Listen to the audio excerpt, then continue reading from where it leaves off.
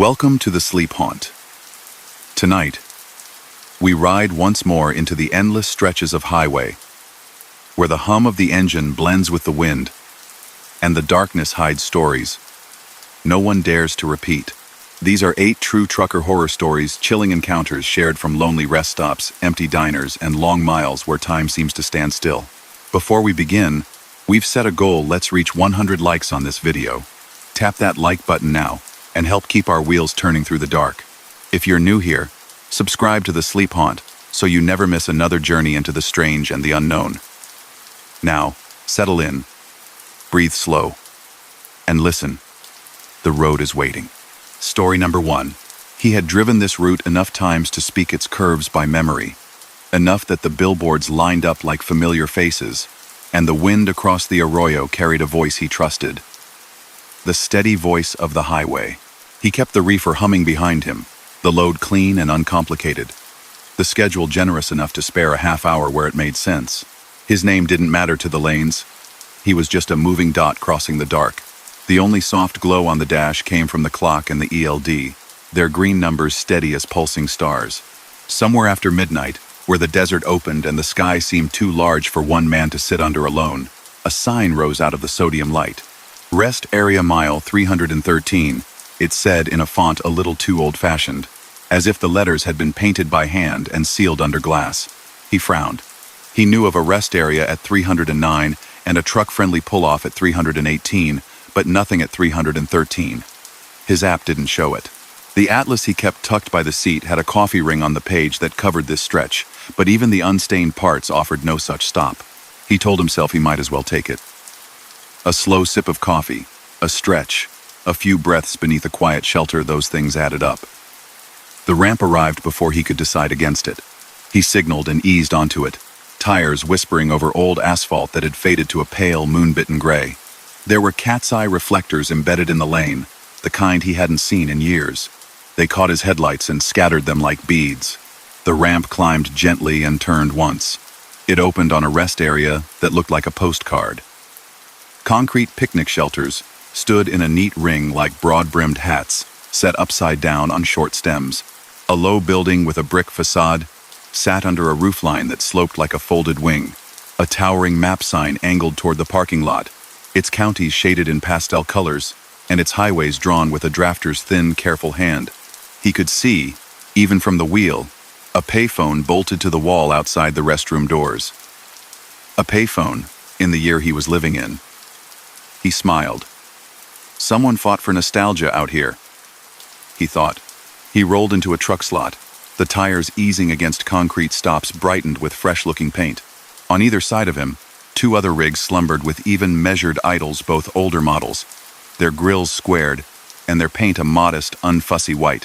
One bore a company logo that seemed almost right, but the letters put their weight in places his memory didn't. The other had a license plate with a color scheme he hadn't seen in a long time. It could have been nothing. It felt like something, the way a song feels familiar before the chorus gives it away. He took the key with him and closed the cab door gently, respecting the hour. The air smelled faintly of warm tar and the metallic clean of distant rain that never arrived. He walked past the map and paused. At the top, over an outline of the state, a motto he hadn't seen in years welcomed travelers. The rest area names along the interstate were printed in small, friendly letters. There it was. Mile 313. He reached up and traced the dot with a finger, light as if not to smudge it. The plastic cover was cool. The map beneath slightly bubbled where heat had softened it, and cold had hardened it again. Inside, the restrooms were bright with soft fluorescent light that buzzed like an easy hum, nothing harsh. A yellow cleaning cart had been left by the far wall. The floor smelled of pine, and something like mint. The faucet water ran cold after a second and tasted a little like pennies. He rinsed and remembered an old gas station where water had tasted the same, where he was younger and the miles were wide open and endless in a way that felt like a promise. He laughed quietly under the sound of the tap, dried his hands, and returned to the lot. There was a machine between the restroom doors, the kind that dispensed sodas in long glass bottles beneath a curved window. It shone with decals his father would have recognized. He could hear its cooling fan whir like a small, well-behaved creature. He didn't buy anything. He had what he needed in the cab, and part of him didn't want to test whether the thing would accept his crumpled bills or blink at him like he was asking a favor from a museum. Still, he rested his hand on its metal side for a moment, the way a person pats a horse on the shoulder without thinking. A voice crackled softly as he stepped back into the night. "Brake. Brake," it said, on the edge of hearing. He paused, head tilted. The CB mounted on his dash was off. He didn't need it much, not on a weeknight. But the words seemed to come from somewhere close, from the air itself or perhaps from the thin glass of the building's windows. "You got me on 19? The voice said. Then a pause. Then, "Copy that. Keep it between the ditches." Yes, he thought. Yes, sure. He'd heard that 100 times. It could have been another driver a lot over with his squawk turned up louder than was polite. He glanced around while walking back toward his truck. The shelters were shadows cut from the dark. Under one, a man in a denim jacket sat with a thermos. The man raised his chin in greeting, not a wave, just an old gesture that said, "I see you, driver." He changed direction without deciding to and took 3 steps that way. The shelter was empty. The thermos remained, standing like a small steel sentry in the middle of the picnic table.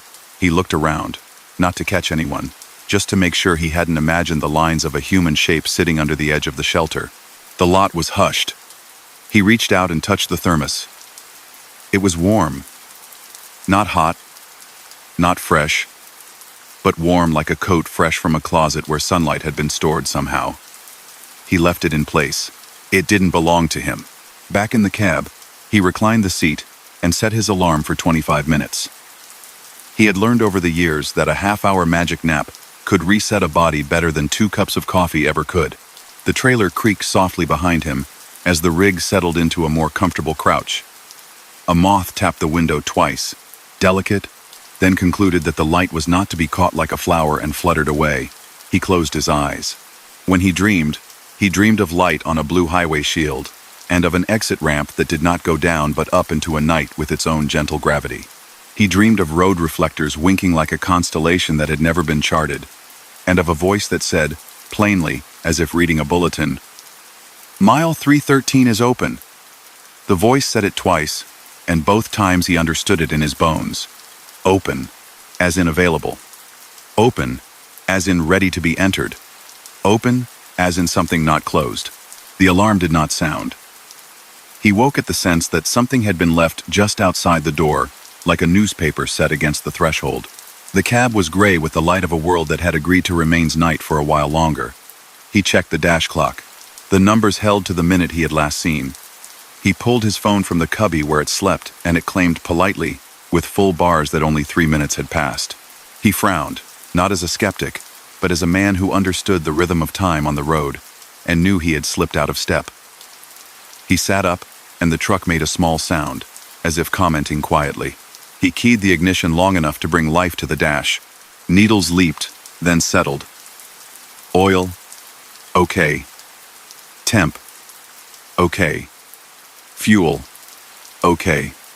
The minute on the dash clock did not advance.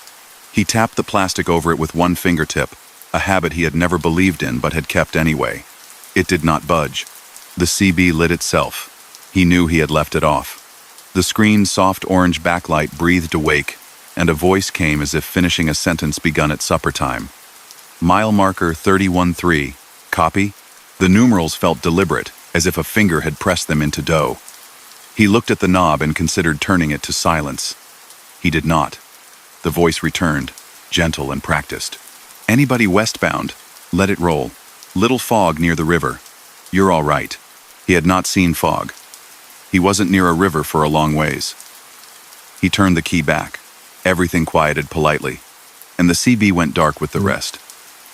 He put his phone back in its place and exhaled. He decided to leave. The lot had given him what it would. He didn't need more. He buckled the belt, checked mirrors that framed the night with soft logic, and drew the rig forward. As he rounded the ring toward the exit, he passed the shelter where the thermos stood. It was gone. He felt neither surprise nor relief. The payphone, in its little glass corner, was a CC, pale rectangle, The ramp felt different going out than it had felt going in. He couldn't have explained how. He told himself it was the angle, that climbing into a place made the lane feel expectant, and descending from it made the lane feel resolved. Halfway down, he glanced at the mile marker that rose on the shoulder. The numbers offered themselves backward, as if mirrored. 313. He slowed, not with his foot but with his attention, allowing the thought to extend like a tape measure. He smiled at himself and shook his head. It was late. The brain did that. At the bottom, the ramp met the interstate with no drama. He checked his blind spot because he always did. The merging lane showed only the imagination of wind.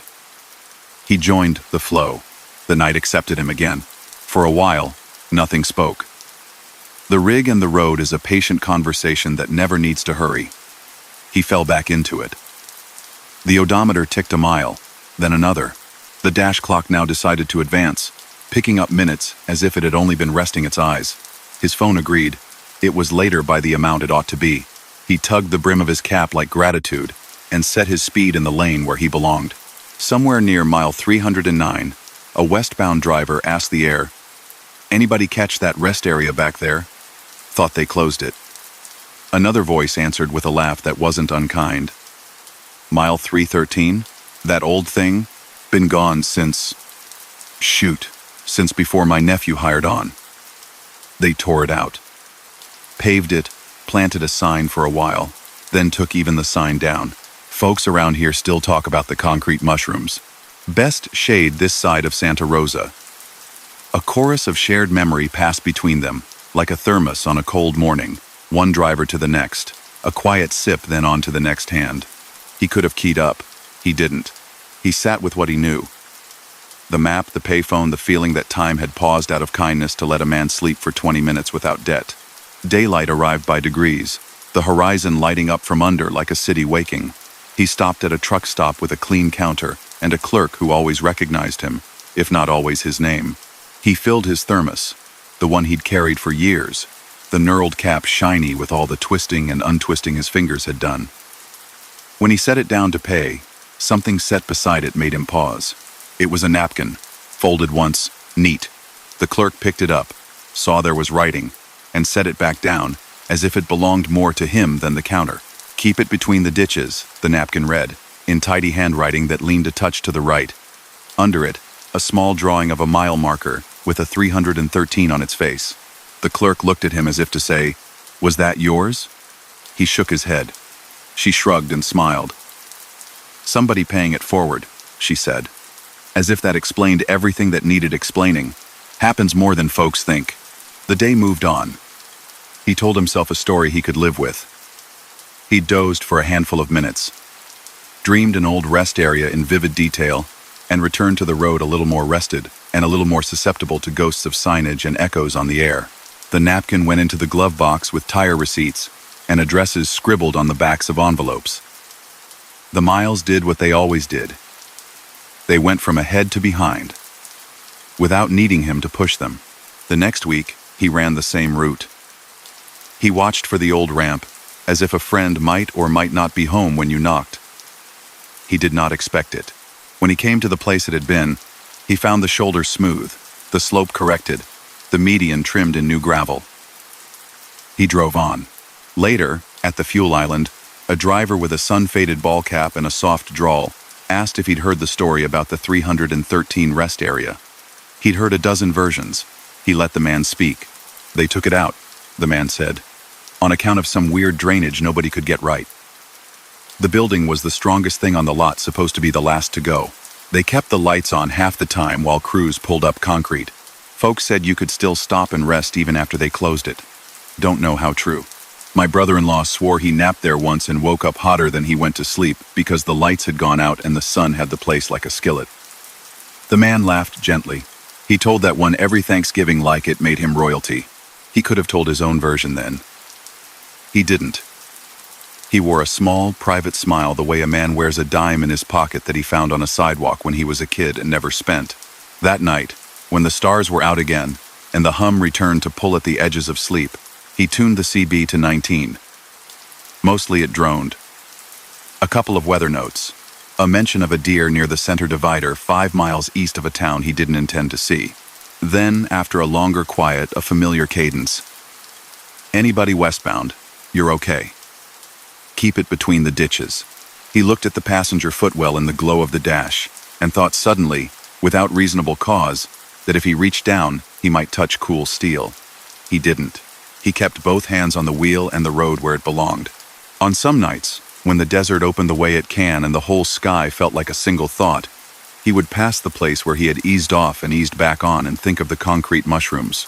He thought of how a man might sit in their shade and not say his name out loud and still be recognized by the day. He thought of a payphone holding the idea of a call, even when the line was quiet. One afternoon at home, he cleaned the cab the way a person cleans an occupied room, carefully, with respect. In the glove box, under the napkin with its bend lines now crisp and stubborn, he found a small object he didn't remember leaving there. A plastic key tag from a rest area vending machine, the kind with a red dot on the end. A tiny stamped number sat in its face. 13. He laughed at the coincidence. He put it back where he'd found it. They say some stretches of road remember their better versions and show them to people who need them. They say a building that hosted 1,000 naps and 1,000 tired cups of coffee doesn't stop being a building when the roof comes down. It only trades what it's made of for the idea of what it was. He didn't say what he believed about that. He drove, and the road answered him. And sometimes, when the night was particularly kind, a mile he didn't expect offered him a place to be still, just long enough for time to catch up in a gentle way, as if the clock itself had taken a breath and let him borrow it. Once, many months after, rain fell in a curtain so light it was almost imaginary. He slowed, not out of worry, but out of respect. Ahead, a glow gathered off to the right where no map should have promised it. He knew better than to look for entrance ramps in weather like that. He kept the lane. The light kept pace with him for one last minute. He imagined picnic tables under concrete hats and a thermos warming its own small circle of air. He imagined a voice speaking to everyone, and no one in particular. Anybody westbound. Anybody at all. You're okay. He smiled, and the rain stitched the road to the horizon in shiny thread. He passed mile marker 313 with a calm he couldn't have bought for money, and the hum of the tires became again the song he trusted. Story number 2. He took the night run because the night liked him. The world in daylight had a way of leaning on a person with errands and voices, but the world after midnight flattened into lanes and lines, a simple diagram of how to move forward. His flatbed wore a blue tarp pulled drum tight, the straps humming when crosswinds pressed at them. The load was ordinary steel clean, honest weight. The route traced soft hills and long valleys, then crossed a river on a causeway that shivered with little gusts, then climbed toward a ridge where radio signals tangled like threads. He kept the cab spare. A thermos the color of old brick sat in the cup holder. A pen and a little pad lived on a piece of carpet between the seats. The only decoration was a keychain with a small bell that chimed only when the road stubbed the tire, a humble sound that meant nothing except I'm here. He never remembered adding the bell. It felt like something the truck had been born with, as much a part of it as the dash lights or the way the engine sang and forth when the grade tipped. Clouds were out, thin and pale, like breath pressed against glass, letting the stars through in grainy patches. The heater ticked every few minutes as it settled. He did not like to run the CB unless he needed it. The chatter had a way of filling the space where thinking rested. Instead, he tuned the AM dial and let it wander from news to weather to a preacher whose voice rose and fell like tires over seams. It was a comfort, the way small sounds occupy the anxiety that might otherwise leak into a quiet cab. Near mile 74, where the pines closed in and the road found its careful line between them, the dial found a clear signal. It was so clean that he looked at the face of the radio as if it had learned a trick while he wasn't watching. No call sign faded in, no ad about a county fair, no jingle for a tire shop. A single piano note sounded, then another, an easy ladder of tones that stacked like neat boxes.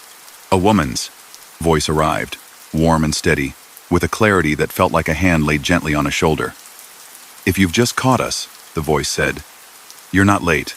You're on time exactly. This is the night window, open for those who have highways underneath and long miles still to go. Westbound, eastbound, county road, interstate if you're rolling, the window is up. He smiled without knowing he was going to, the way a person smiles when a song from years ago finds them by accident. He waited for the usual radio language station letters, a city, a sponsor. None came. Instead, let's get you through the next 40 miles with a steady hand. Westbound on the south route, flatbed with a blue tarp. You're looking good. We see you. He sat up without meaning to. The blue tarp was ordinary, most nights.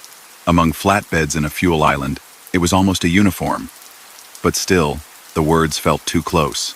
He glanced at the cup holder and lifted the thermos, as if hiding the color from someone peeking. The voice continued, unhurried and unbothered by his doubt. There's a short grade after the county line, and a soft right curve that likes to pull, it said. Wind will try the straps.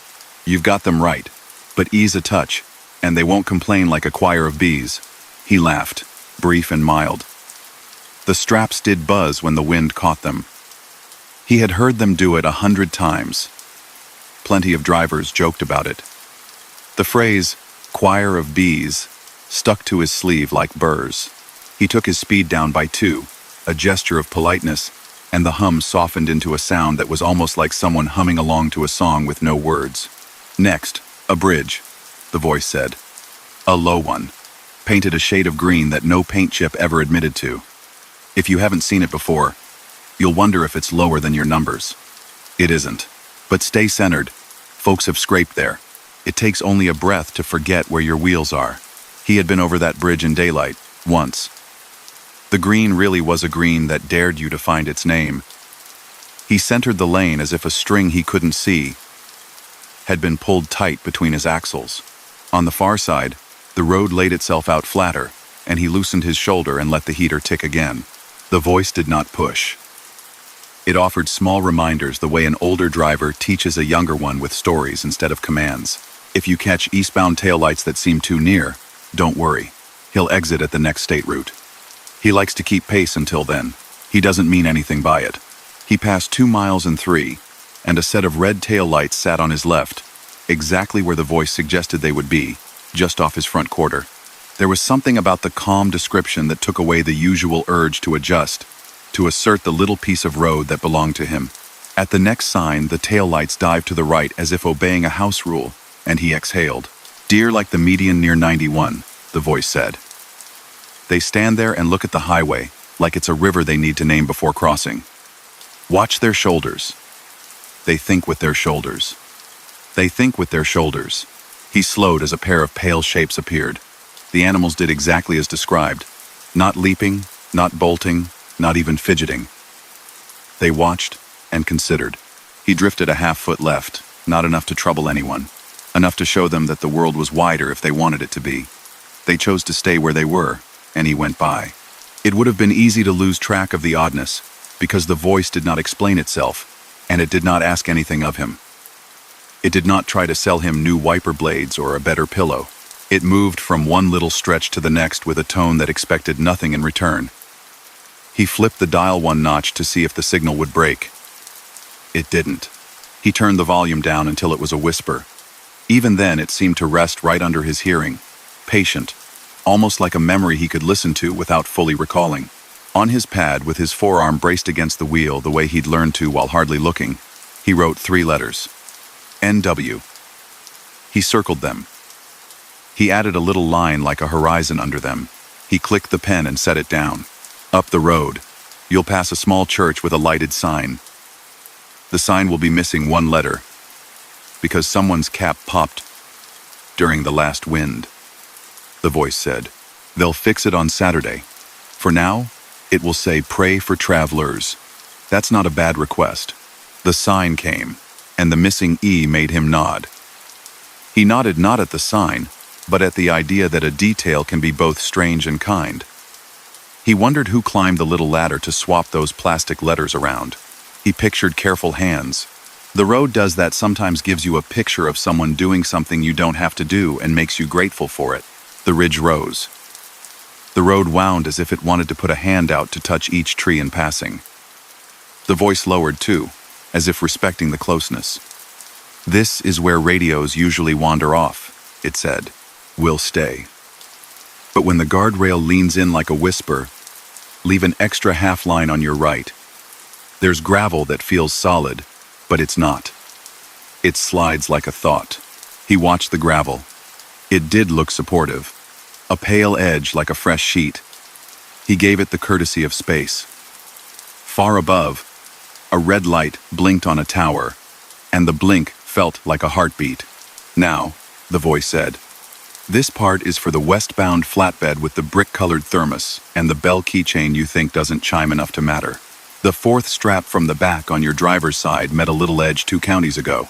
It's whispering about it. It'll hold for this grade, but the turnout after the next mile marker is clear tonight. Pull in and give it a minute of your hands. Hands fix more than worry can. He wanted to dismiss it as coincidence. Plenty of drivers carried thermoses the color of brick. Plenty of drivers had bells on their keys. Plenty of straps met edges, but the combination lined up so neatly that he felt, for a breath, like a coin standing on its edge. He signaled early and let speed bleed. The turnout opened like a little pocket. He pulled in, and the noise of the road softened to a far murmur. The air out there tasted like leaves that had had enough of hanging on. He walked back with his flashlight and found the fourth strap from the rear on the driver's side. He felt along it, fingers learning it like Braille. Near a binder, his thumb found a place that had thinned, not sharp, not cut, but tired. He had not seen it when he'd tightened everything down at the yard. It was nothing urgent yet. It was something.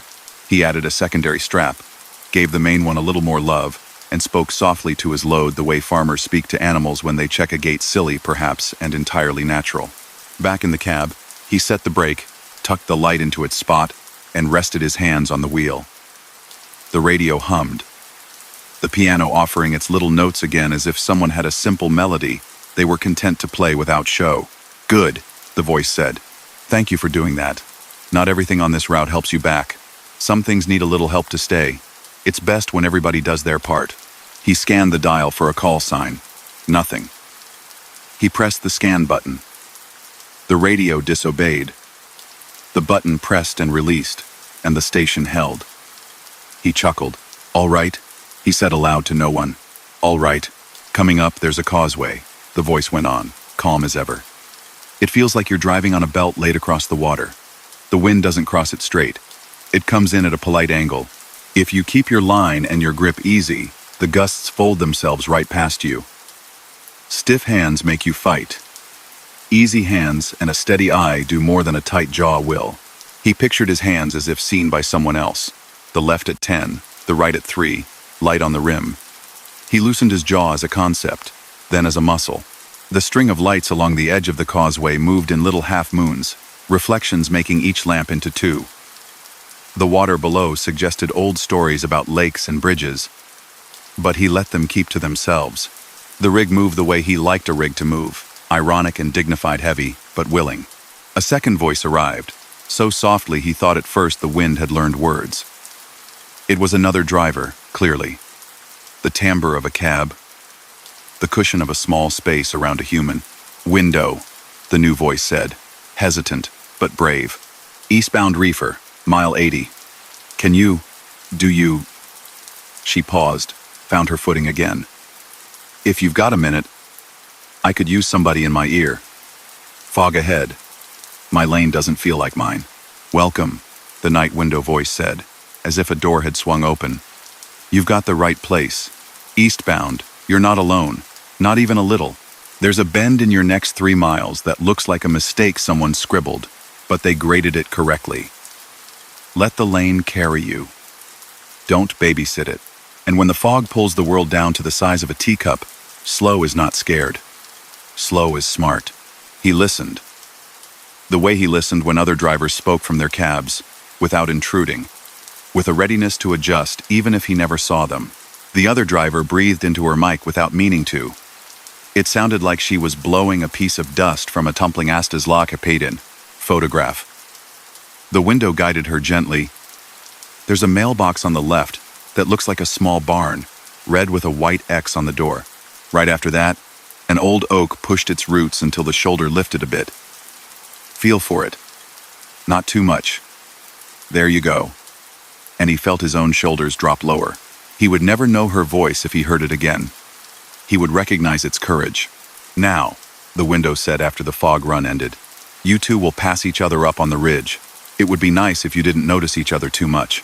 Headlights can be ideas more than objects. But one of you will feel like waving. Nobody will, and that's good." After that, the world gets easier for both. He climbed. The eastbound lane shone with that odd brightness that fog leaves behind, as if it had polished the air. He saw reefer's lights long before he saw the truck itself. A soft smear that resolved into the shape of a rig. And then into the exact details, the marker lights, the proportions. He didn't wave. She didn't wave. Still, he felt the little flicker you feel when you stand in a hallway and someone else walks it in the other direction, both of you living your whole lives in the space of a few steps. "What is this station?" he asked finally. Not into a mic. Just aloud, the way a person talks to a car when it won't start. The radio did not answer that question. It did not tell him what to call it besides what it had already offered. The night window. Enough. At the next fuel stop, a small one, the kind with a bell over the door that chimed in a domestic way when somebody entered, he paid for diesel and a slice of pie enclosed in a plastic triangle. The clerk wore a sweater and the kind of name tag that looked like it had been engraved for an award banquet and pressed into service all the same. As he signed the receipt, the bell on his keychain gave a little music. The clerk glanced at it. "Haven't heard one of those in a while," she said. "Sounds like Dad coming off nights." "Your dad drove?" he asked. "All his life, pretty much," she said. "Used to say there was a radio show that kept him company in fog. The night something. Like a window. Window, maybe. He said it would call him eastbound, even if he was going west. Said that part made him laugh. Said it knew when he was about to check the mirror too much. Told him to stop when his hands were sore from holding on." She shrugged and bagged the pie, as if the story were nothing but a nice memory. "Station shut down in the 80s, he said. After a storm took down a tower. I don't know. Stations come and go." He nodded, a small tilt, and put the bell back where it belonged. The clerk's sweater was the color of asphalt just after rain when the clouds are deciding whether to try again. When he returned to the cab and turned the key, the radio slid back to the same clear tone. He didn't test it as much now. It had already proven it wanted nothing, except to make the night a better neighbor. "Next," the window said, small delight tucked into the corners of the words. "There's a rest area whose coffee everyone tells stories about, and they still never remember if it was good or just hot. The machines will be plugged in. One man in a flannel jacket will be counting change on his palm like he's counting days. He won't see you. That's all right. You don't need to be seen there." He didn't stop. The rest area pulled at some previous night, a tug of memory. But his hours liked the idea of steady motion, and he liked the idea of listening more. Somewhere between one ridge and the next, the window offered something he would be thinking about long after dawn. "Now and then, you'll hear a word that sounds like it's for you. If it isn't, it still might help. Not every instruction on the road is addressed to your truck and your hands. Some of it is advice meant to cross lanes." He tested that idea the way a person taps a floorboard to hear if it's still solid. He let it settle. Near mile 101, a way station sat closed, its sign dim. He rolled by. The window mentioned casually, "You don't need to worry about the scale tonight. It's sleeping. Tomorrow, it'll be up like a rooster and twice as proud. You'll be light then, and it'll nod you through with a big opinion about itself." The station passed with its own quiet dignity. He tried the CB. "Anybody else hear a station calling itself the night window?" he asked, keeping his tone easy, not wanting to stir more than necessary. A driver answered with the texture of a grin in his voice. "Heard a lot of stations," he said. "Heard a lot of windows too. Never both at once. But I'll tell you, sometimes when the fog's thick on 74, I hear a woman remind me to look where the road feels right instead of where it looks complicated. Could be I'm just remembering my aunt teaching me to drive on a gravel lane when I was a kid." Another voice added, softer. "Got a faint piano once.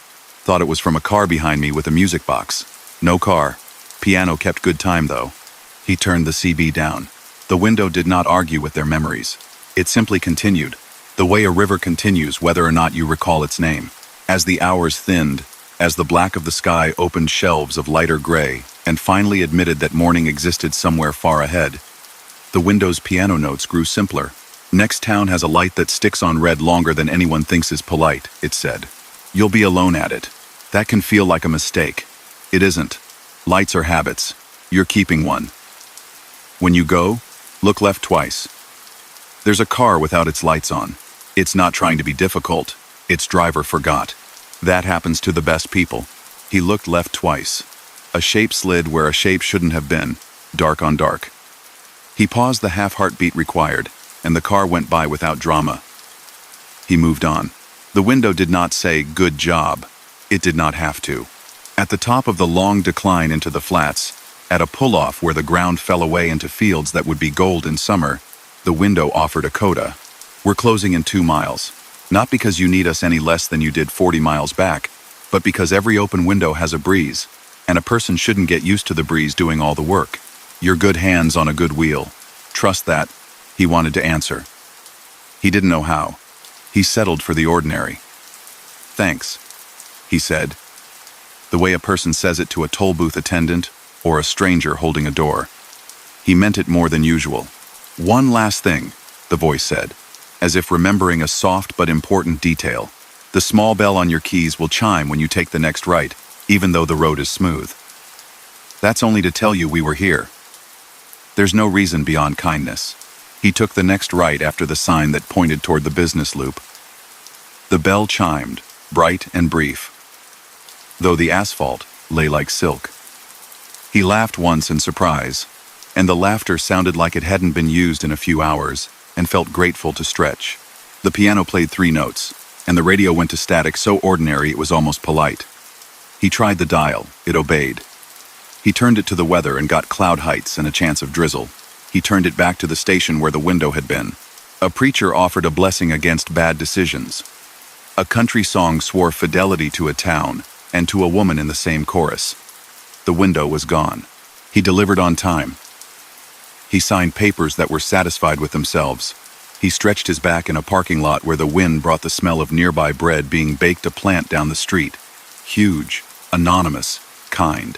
On his visor, tucked where his registration envelope usually sat, a small paper card had appeared at some point during the night. He might have missed it earlier. It was older than it should have been, edges rounded by fingers that had cared for it. A simple logo stood in the center, an outline like a square window with a line of horizon through it, and 3 letters set beneath in a font that wasn't any company style he knew. WNW. He watched it for a while, then slid it back into its place. Maybe it stood for something else entirely. The mind finds patterns where there are only shapes. He liked the shape. Either way.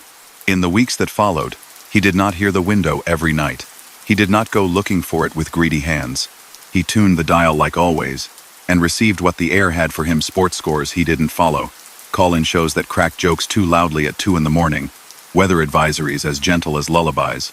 Once, in mist so light it was barely an idea, a single piano note sounded as he crossed a county line, and the note lasted the exact distance between 2 reflectors. He didn't try to make it more than it was. Another night, heavy rain varnished the world, and he felt the edges of a familiar quiet slip and sway. As he tightened his focus to keep the center, a sentence came, not from the radio but from the air itself, as if the road had read it off the dark and offered it. "You know what to do." He did.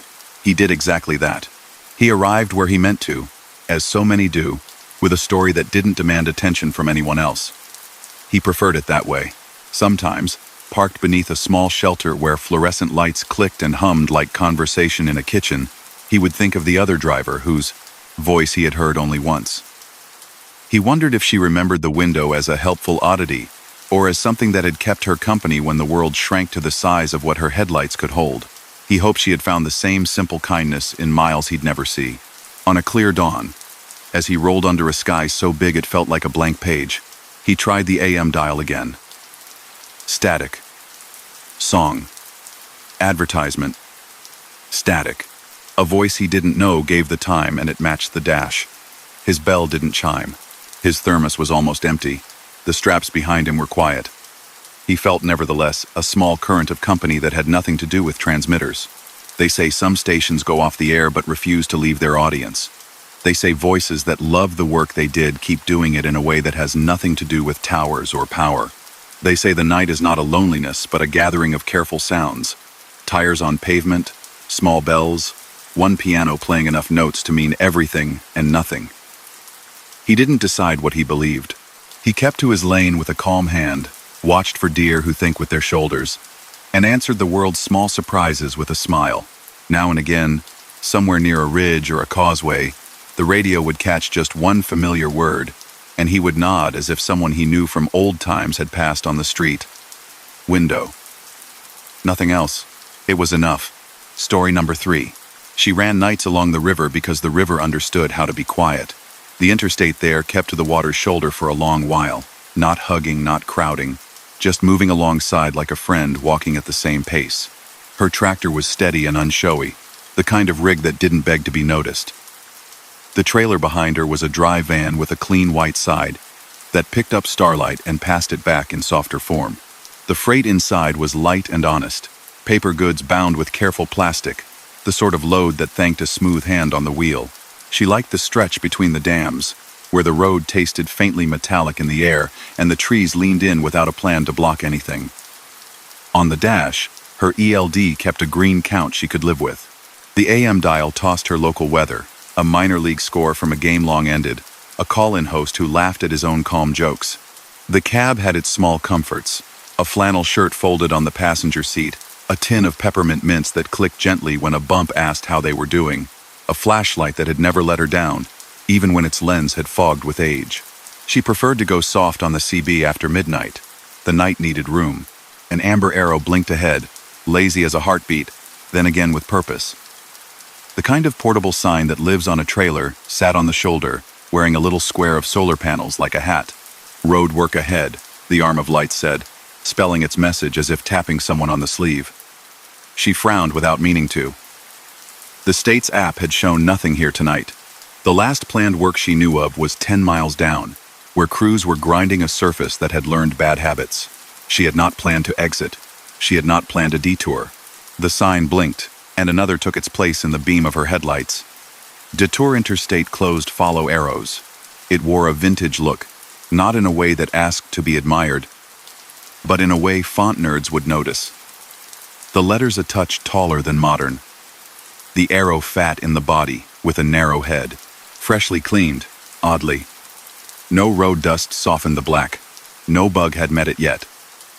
She slowed, because that is what you do when a sign in the dark uses the word closed and points you away from your plan. She checked mirrors, confirmed no one was asleep in her blind spot, signaled, and eased off where the arrow told her to ease off. The ramp curved and fed her into a 2-lane that had learned the interstate's rhythm years ago and never forgot. Orange cones sat to one side like a small audience. Their reflective collars winked politely. A portable light tower hummed, its engine a gentle cough under the bulb's electrical hush. The air had the temporary smell of all work zones. Warm diesel ghosts, dust, trying to settle and being asked to move again. A hint of hot metal even if nothing on the surface suggested sparks. A white pickup nose out under a sycamore wore an amber light bar. It was not on. She watched it just long enough to know it was real. The driver's seat was empty, or looked empty in that way. Parked trucks often do no elbow in the window. No cap pushed back. Only the hulk of a vehicle that might wake if asked. Beyond it, arrows stood on tripods, reflective orange chevrons pointing to a lane that someone had decided, with calm authority, would be westbound for now. She let the van follow like water obeying the shape of a cup. The 2-lane led her past a boarded depot and a gas station that never had 15 kinds of soda, only 5, each nobly doing its best. A string of cool white bulbs zigzagged under the station's awning, some out, some stubbornly on. The clock over the door said 2:17. She read it without thinking, the way the human eye reads numbers even when they don't matter. A dog barked once in a yard, and then decided that once was enough. Beyond the gas station, the road slanted toward a river she knew well when the sun was up. Bridge, she thought, before the sign gave it a name. Old Cartwright Bridge, weight limit 20 tons. Single lane. The weight limit gave her a small rise of concern that didn't stick. She was legal by plenty, her load a whisper compared to the max she'd hauled. It wasn't the physics that made her palm hover warmer on the wheel, it was the word old. The truss rose, arcs and angles punching the dark into a neat grid. The deck was planked with something that had the look of creosote and the smell of the kind of timbers that had spent a lot of time thinking. "Do not stop on bridge," a sign said in firm white, with a thick black border. She took the lane dead center. The tires hummed a new song, quick little notes down the planks. A drum pattern that told her speed and placement, without asking her eyes to do extra work. Halfway across, she would have sworn she heard a soft voice from the direction of her own tires, not words. More like the idea of words that had taken a seat and folded their hands. She kept moving. She exhaled only after the final joint let her go, with a small bump you feel through the shoulder blades. Back on open road, the detour turned right with a confidence that invited trust. Another sign at the edge of her light said, "Detour ends 2 miles," which pleased her for no reason beyond the honesty of it. 2 miles is a number that comes with a plan. She tuned the radio a notch and found a jingle for a lumberyard that bragged about having the squarest boards in 3 counties. She smiled. The rig settled. She joined the interstate again from a short, freshly striped ramp. The merge was clean. The familiar green mile marker rose on the shoulder. 68. She had left at 77. That math roughly suited what she thought the detour had done.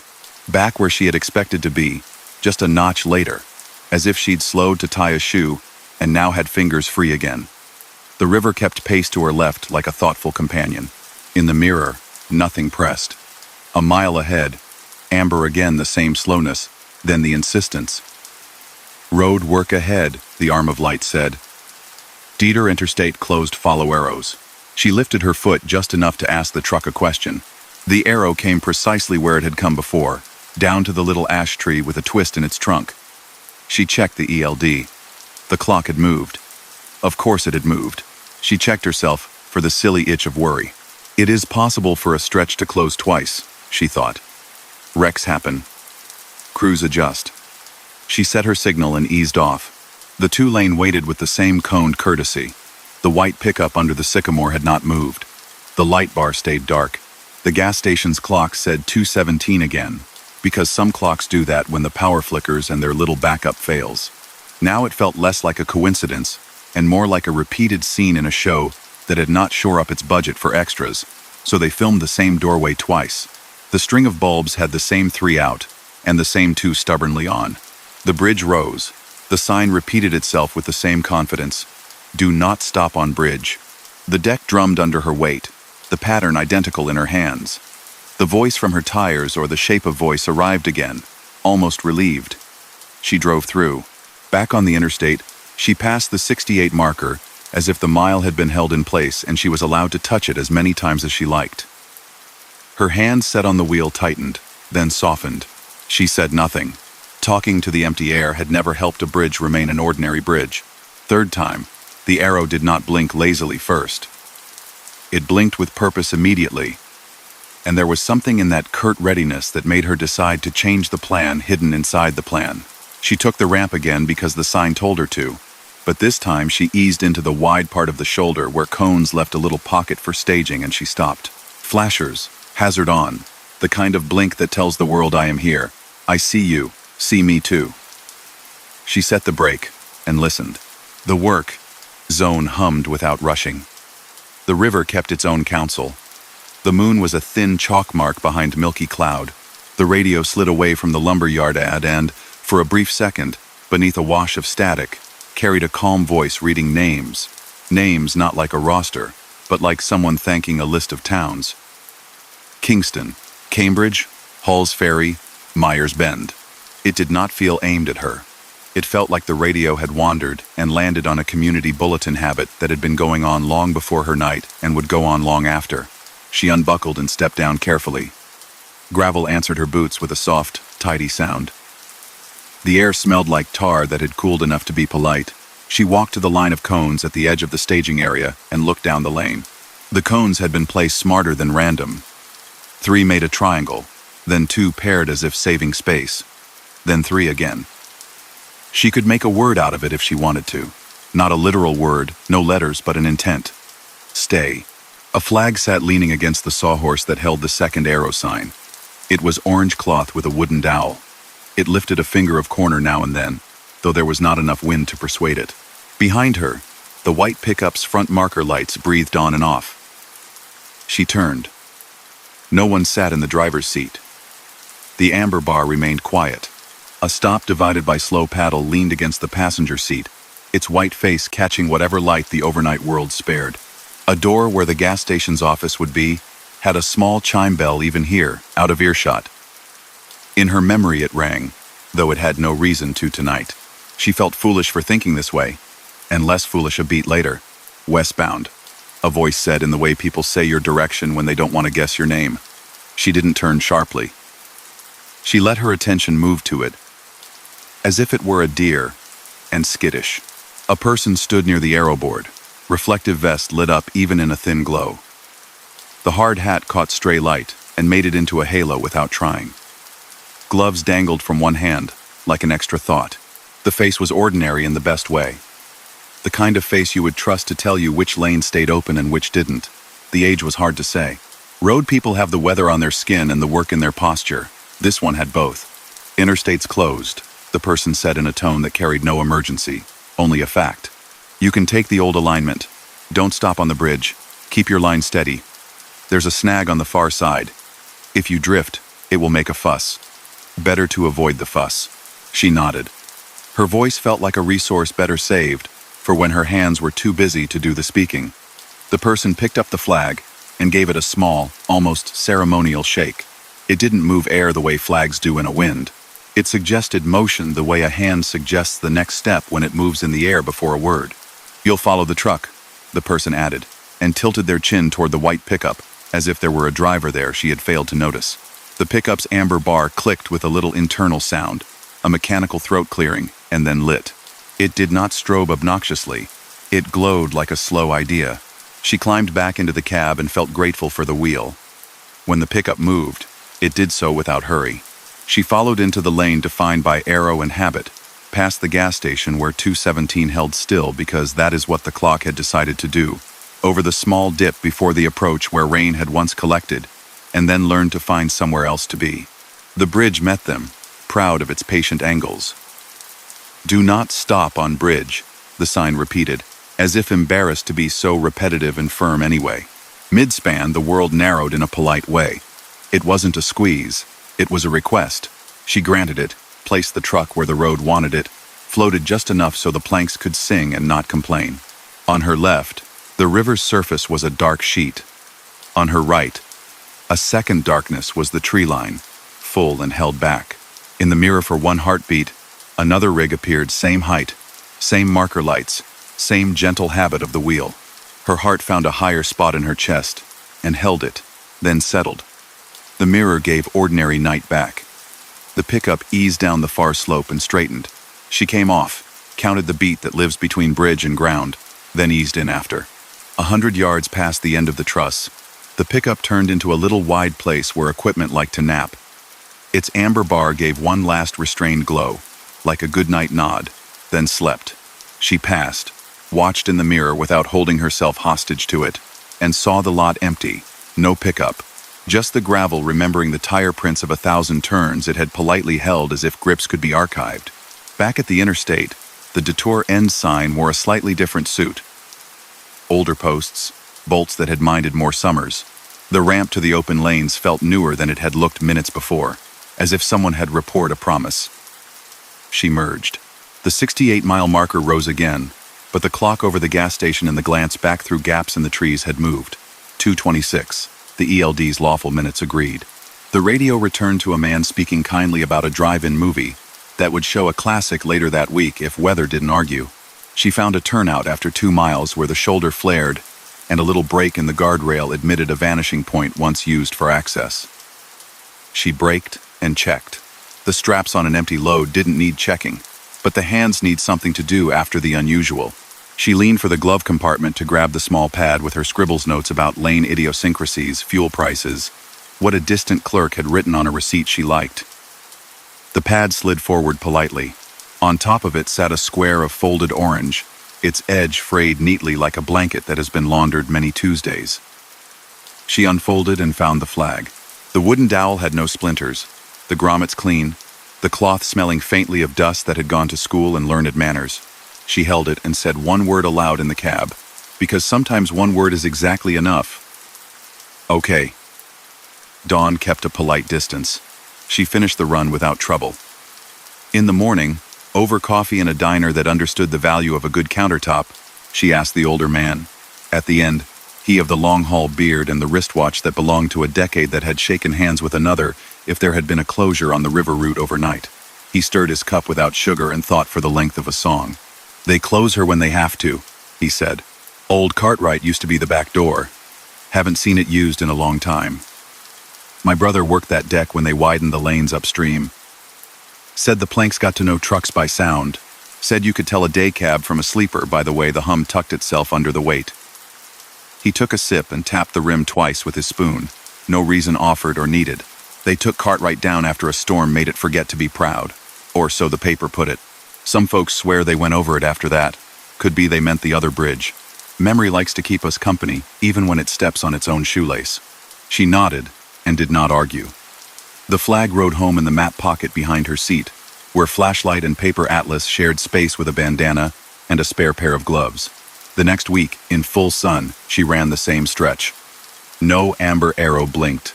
No detour asked her to trust its plan. The white pickup was not under the sycamore. The gas station's clock had been reset and told a blithe lie that agreed with every watch in the county. Do not stop on bridge. Lived nowhere because the bridge that had worn the sentence had vanished into whatever place old infrastructure goes when it is allowed to rest. Later that month, rain put a glassy skin on everything. Wipers met it and shook it off. She felt that quiet increase that comes when tires are asked for gentleness more than grip. In the place where the detour had once claimed her attention, the highway held open and easy. Still, before the bend near the Riverside Park, the one where deer like to walk along the guardrail and pretend they are not also thinking about crossing, she heard the soft tap of wood on wood. Once. Twice. Like the corner of a flag's dowel asking the world if it could please have a word. She eased 5 off the speed, not because anything jumped, but because the sound felt like courtesy asking for company. A mile later, a small car with a low spare struggled to choose a merge point. She gave it the space a person gives when they remember what it was like to learn something. The car took it, tucked in, gave 2 polite blinks by way of thanks, and moved on. At a different truck stop further on one with a rack of postcards that showed the river too blue and the sky too perfect, she saw a notice thumbtacked to the corkboard near the coffee lids. Community Meeting Transportation History Society, Old Cartwright's last night, photo share and stories. People keep records of odd things when the odd things have served them. Photos in black and white show men in hats and women in heavier coats than the weather required, all looking toward a structure that is a bridge, even if the point of it was about to be gone. A date at the bottom put the last official crossing years before she held the flag in her lap and said okay. She went to the meeting on a night she happened to be home long enough to pretend she lived in one place. Folks told stories that were more about themselves than the bridge, as most good stories are. One woman in her 60s had worked flagging in her 20s and talked about gloves and sunblock and how you learn to read a driver's night by the way they held their head above the wheel. Hurt men, she said gently, meaning weary, meaning world, quiet. Look down a little farther. Happy ones hum. The humming gets louder through August, and then it rests when school starts, like the road wants quiet to think. She had an orange flag she unfolded with ceremony. The cloth had gone soft in her hands from years of being told it still had a job. At other runs, the detour never returned. Not as sign, not as arrow, not as anything but a neat arrangement of cones on an unrelated stretch that seemed, in a moment when she needed it, to spell easy. Once, a roadside worker in a fresh safety vest at a different job waved her through with the subtle flick of a wrist that told the same story the Cartwright flagger's motion had told. Just keep your line. You're doing fine. She never tried to force the route to appear.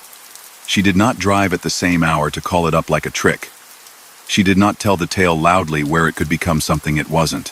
When a newer driver at a counter asked if the old roads really did open sometimes to help a person past a thing they didn't want to name, she answered the way you answer, when truth prefers to sit down and not stand up for applause. Some paths remember us, she said. Sometimes they make room. The newer driver nodded as if this matched exactly something they had always suspected but hadn't put in order yet. As autumn started to press its thumb into the trees until they admitted to color, she tucked the flag properly. It lived behind the seat in a place where it would not be harmed and would not startle her by shifting during a curve. She told herself it was only a piece of cloth and wood, and that the mind arranges coincidences into a picture because pictures are easier to carry than fragments. This was true enough to last as an explanation for weeks at a time. On nights when fog crouched down in the low spots and refused to be chased, on nights when rain wrote everything in cursive, on nights when silence had edges, the explanation wasn't necessary. The world made its own sense, old roads whispering their good manners, cones lifting their small shoulders into shapes that looked like messages, light bars choosing to be lamps and not alarm. Near the place where the river spun out wide and slow, a new bridge opened, concrete proud and rails generous, engineering gliding like a hand through the problem. They put a shiny sign on it and invited speeches under a tent with sides that snapped in wind. Traffic accepted it, grateful and efficient. The old ramp to the two-lane became something else, a place where migratory birds liked to visit a water's edge with dignity. People parked and looked. The stones of the truss that had once anchored old Cartwright lived on elsewhere as garden borders and retaining walls. The way pieces of stories get retold into different stories without being asked first. She drove the new bridge with the same respect. It hummed a different tune. The tires changed their pronunciation. It did not matter. Going over a river at night is still going over a river at night, and the sky lets you have room if you remember to leave some for it too. On a winter night when everything was bright enough to be dark again, snow stacking the shoulders, plows tidying everything and asking you to take the neatness personally, she imagined a flag being raised and lowered where no one had their hand on the stick. She eased ahead as if she had seen the motion instead of only felt what the motion meant. Her rig held its line. Somewhere downstream, the water worked out how to be ice in some parts and not in others. Upstream, the new bridge did what bridges do, quietly, with more responsibility than anyone bothered to say out loud. A person on the shoulder in a reflective vest checked the road surface with a small hammer, listening for the sound a safe road makes. They say detours are just alternate sentences the highway knows how to speak. They say somewhere at the edge of every plan is the old alignment, still practicing its lines, willing to step in when the lead forgets a cue. They say sometimes the help shows up in orange and doesn't ask for thanks. She did not decide whether to believe any of that in a way that required a speech. She drove, and the river agreed, and the flag stayed folded until it didn't need to be, which is to say it stayed folded. Now and then, between mile markers, she would hear a single, tidy tap wood to wood, patience to patience, and she would smile, because it is good to know that when a sign tells you not to stop on a bridge, it isn't scolding. It's looking out for you. Story number 4. He had weighed the load twice before midnight because experience had taught him that numbers in the daylight like to change their minds after dark. The cat ticket in his visor read tidy and confident. Steer 11,980, drive 33,220, trailer 33,920, gross 79,120, legal with room to breathe. Pallets of bagged salt rode in the box like polite bricks, wrapped in clear, crisp plastic that reflected his flashlight in neat windows when he checked his straps out of habit. He liked a load that didn't fidget. The pre-pass transponder above his windshield sat there like a quiet conscience. He had passed Hartsfield Way a dozen times after midnight. It never stirred. The big sign always said closed with a smug quiet, and the little orange cones at the entrance arranged themselves like a nap, one tilted a degree or two, as if something had bumped it before the station shrugged and went to sleep again. He planned on a green chirp and a dark building, not a thought he needed to waste. There was a low fog on the shoulders, the kind that minds its own business and keeps the median to itself. The sky had more stars than traffic. He had set his seat the way his back liked and kept the cab spare. A pair of gloves tucked where he always reached. A pencil, the paper atlas folded to the right section, though he wasn't likely to need it, and the cat ticket clipped where a man could touch it without looking. The blue sign warned a mile out. Way station. 1 mile. He dropped a hair of speed because it made the truck feel smarter. The pre-pass chirped, but not green. The tone was the other one, the short, flat call that meant pull in. He frowned and glanced at the device, as if a glance could change its mind. It stayed displeased. Ahead, the big sign over the right lane didn't glow closed. It didn't glow at all. then flickered and settled on open in a green that looked older than LEDs, a kind of theater glass color that remembered a desk lamp in 1989. He checked the cat ticket without thinking, found the numbers where he'd left them, then nodded to himself and signaled for the ramp. The way in motion strips cut into the pavement just before the apron looked newer than he remembered. They raised and lowered the little bead of light on a tall, thin display as his steer axle rolled over them. Slow to 3 miles per hour, the sign told him. Letters as patient as a parent. He did. The cab's tiny rattles adjusted themselves, and the rig settled into the particular way a heavy truck glides when it agrees to be measured. The scale house had a row of vertical blinds behind the glass, half tilted. A desk lamp on the other side made the slats separate a little, giving the impression of a watchful eye without an actual face. He rolled onto the scale with his steering axle. The board lit red. Stop. The intercom clicked and cleared its throat. Tractor van westbound, a voice said. Easy, neither bored nor excited. The way a person speaks when they like a job they've done a very long time. Bring it up inch by inch on my tap. He didn't think about how the voice knew what he drove. The scale beeped in little sips as he feathered the throttle, the whole rig creeping forward with a grace that would have surprised someone who thought big things couldn't be gentle. The green light blinked. Stop. Drive axle. He held. The intercom sighed, pleased with itself. All right, bring it on. He rolled, then stopped when red demanded it. The beam of numbers on the digital readout across the lane arranged themselves. Tall segments, slicing the night. 11,980. He smiled at the exact match. The drives and tandems followed. 33,180 for drives. 33,840 for trailer. The gross glowed together like a small chorus. 79,000 even. He blinked. The cat had given him 79,120. This should have comforted him. It didn't. The intercom clicked. Over by 120, the voice said in a friendly, resigned way. Pull ahead and park an inspection. Bring your paperwork to the window. Over by 120. It repeated itself in his head, as if that would make it more reasonable. His gross here was lower than the truck stop scale. The house said over by 120 anyway, in a tone that allowed no argument, not because it was bullying, but because it was reading from a book where the words didn't change for anyone.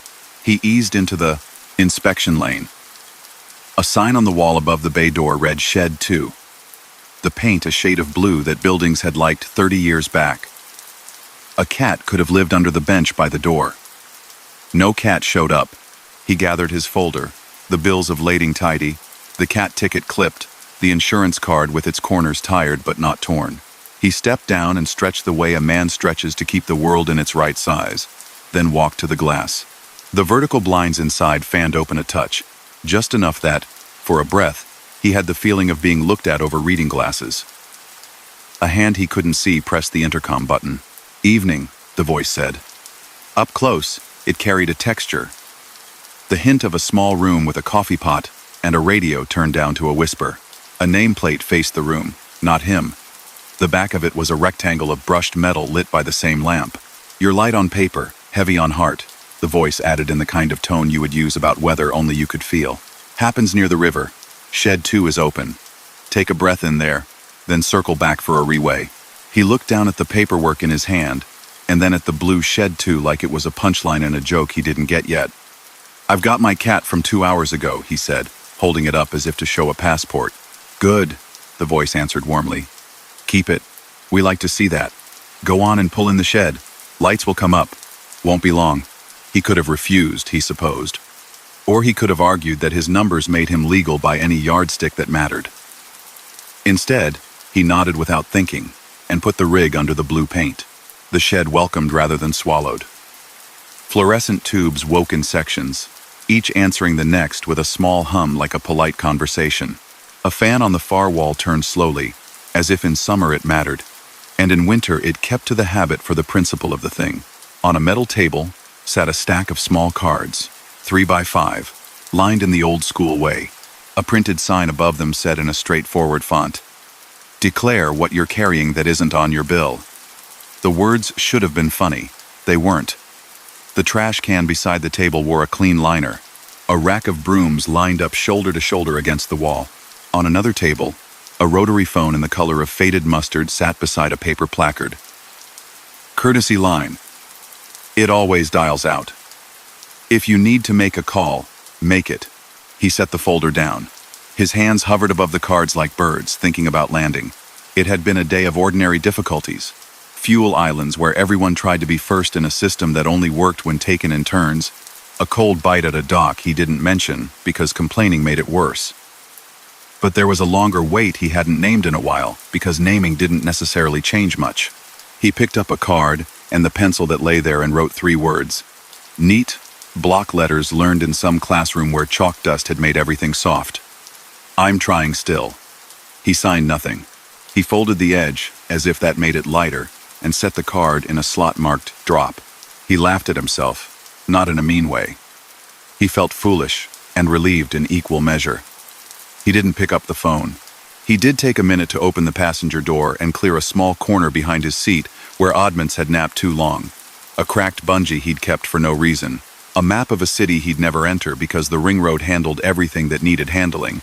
A glove with a stiff finger where something had once dried and never undried. He tossed the bungee in the bin labeled metal. The glove in trash. The map in paper. The labels were interested only in materials, not meanings. That helped.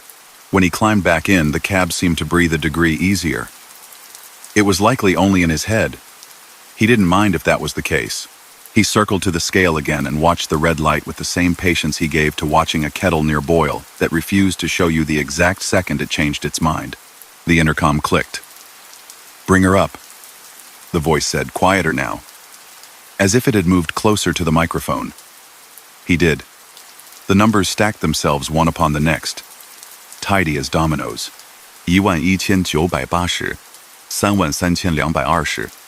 33,220 33,920. The gross shaped itself at the end and held 79,120. The cat exactly. The red light softened to green. The voice managed to sound like a smile without showing a face. There it is, it said. That's the weight I like for you tonight. Keep it moving, westbound. You're good. He leaned toward the intercom. What was I over then? He asked, not impolite, genuinely curious. The way a person asks a barber what they did with the clippers that makes the hair lie down right. The blinds inside shifted. For a heartbeat, the desk lamp bloomed brighter. Sometimes a man pulls in with more on his axles than the scale can name, the voice said. We keep a bay for that. Shed 2 does good work. You balanced out fine. Keep your receipts. Throw away what you can. The printer near the wall, the kind with perforated edges like old forms, chattered lightly and produced a narrow strip. A hand he didn't see slid it through a little drawer at the bottom of the window. He took it. The paper was warm. It listed the familiar numbers, the gross matching the cat, his plate number accurately spelled without him offering it. At the bottom, in a line of text small enough to be a secret, it said, burden adjusted. 1, 2, 0. No unit. No pounds. No explanation. He tucked the strip into his folder and glanced once more into the room beyond the blinds. A bulletin board hung on a side wall, and even through the slats he could make out a few pinned photographs. A row of trucks under older paint schemes, a smiling couple in front of a prefab house with new grass, a scale house crew in bright vests squinting into winter Sunday. Someone had written a year on the bottom corner of one, with a felt tip marker, 1,987. On the desk, next to the lamp, sat a wooden plaque with a badge on it and another nameplate he could read only in reverse in the glass. R. Kendrick. Under the badge, a small ribbon. In service. He brought the rig off the scale and merged back toward the ramp. The open sign didn't go to closed. It just turned itself down, as if a hand under the counter adjusted a dimmer and decided the night could take care of itself again. As he passed the little triangular patch where the entrance cones rested, he glanced over. They had shifted a hair, just enough to look as if someone had brushed by them rather than set them with formal care. On the interstate, the pre-pass chirped by reflex green this time, a clean, confident beep much too late to be useful. He laughed once, softly, and let the noise dissipate. The radio gave him a weather roundup that mentioned a frost advisory for counties he wouldn't be in. He settled back into the lane. 10 miles on, at a quiet pull-off, where a historical marker told a story in daylight about a mill no one would think about at 2 in the morning, he stopped to recheck his straps for the principle of it. The banding on the salt pallets sang when his gloves worked the ratchets. He felt the truck's rest, not a movement, exactly, more the absence of a tightness he hadn't named. At a diner at dawn, he met a driver with a mustache that fashion had tried to talk out of for 40 years and failed. They talked about weather and lanes that had bad ideas, about the cemetery of coffee cups in the corner of any cab. He didn't plan to bring up Hartsfield. He did anyway, casually, asking if the station was running nights now. Nights? The other man asked, eyebrows up. That house? Not since I was barely legal. They mothballed her when I had hair that did what I told it. Open in the daylight sometimes, when it feels like it. Nights. She's got a bat that lives in the eve, and a light that flickers even when the power's good. Why? He shrugged. The kind of shrug you give when you want to keep a thing for yourself a little longer. The other man sipped, and went on in a tone that admitted superstition without asking you to salute it. You hear folks say the Hartsfield house will weigh what won't fit on a ticket. Not to write you up, not to scare you, just to help you move it from under your front axle back where it belongs. The old man who ran at Kendrick, he could spot a driver carrying something that wasn't freight from a quarter mile, just by the set of the shoulders. Used to tell us to spread it over your length in that dry way he had. He passed on years ago. Good man. Station kept his chair. He nodded. He did not ask the obvious questions, because obvious questions often made good stories go defensive. He paid for his breakfast and went back to the rig. Later, riffling the folder to add the diner receipts so his accounting made sense, he found, behind the scale ticket and the bills of lading, the 3x5 card he had written on. He had set it in the slot. He assumed it would stay there like old postcards in a museum's back room. Now, it leaned against the insurance envelope, as if it had simply chosen a new address. The pencil marks were as he'd made them. On the back, stamped at the bottom in purple ink, a small rectangle read, Shed 2 used. Come back if needed. Please don't make a habit of it. The stamp made him smile, in spite of himself. He did his run, made his drop on time, received from a tired but kind receiver the small nod that meant work had happened as promised. On the return leg, daylight had decided it was in charge. Hartsfield's sign sat dark under Sunday. The OPEN divided by closed face had been unplugged long enough that the plastic behind it showed a faint ghost of both words. A paper taped inside the window yellowed at the corners said hours. Varies. Phone for service. The number was missing 2 digits, torn off by age perhaps. The blinds hung straight. He took the lane anyway out of curiosity and slow-rolled past. The scale did not wake. The digital readout wore nothing. A finch hopped along the curb and looked at him like a question he didn't have to answer. He rejoined the highway with the sense you get when you drive past the house you grew up in and see that someone's painted it a different color you're allowed to notice, and you're allowed to keep going. On the long flat where the crops turned the world into a calendar of their own making, he thought about how often he loaded all the thinking into the front third, the part of the road where his eyes lived. He thought about the Waymaster's line, that gentle instruction disguised as a scalehouse habit, spread it over your length. He let a little of his night drift back down the trailer, where the pallets could share it. The rig felt better for it, or he did, which amounted to the same thing. Weeks passed with other runs. Once, with rain knitting the dark to the pavement in thin silver, the pre-pass chirped an odd little half-sound neither green nor red, as if remembering something and then deciding not to say it. He rolled on and didn't test the station. Another time, with snow feathering his mirrors and the plows out doing their neat arithmetic, he passed and the open sign had a dusting on the top edge like flour on a baker. No lights showed. He kept his lane.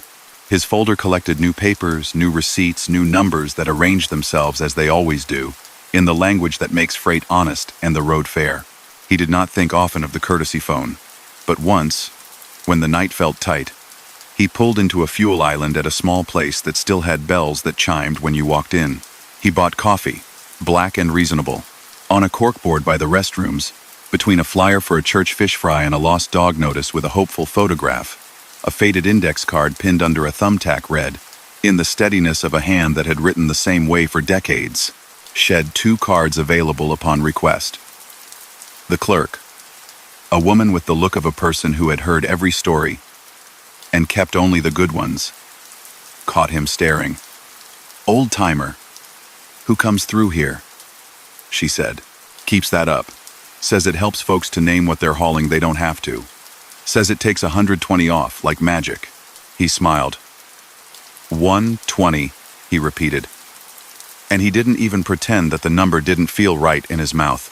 "Always 120, she said with a shrug that didn't dismiss it so much as accept its shape. "He says that's about what fits in the front third if you're not paying attention." Out on the shoulder in the next state, a trooper had set out flares that burned a small, safe brightness around a car with its hood up. He gave space the way you do when you're part of a big moving world, and you want all the pieces to get where they're going.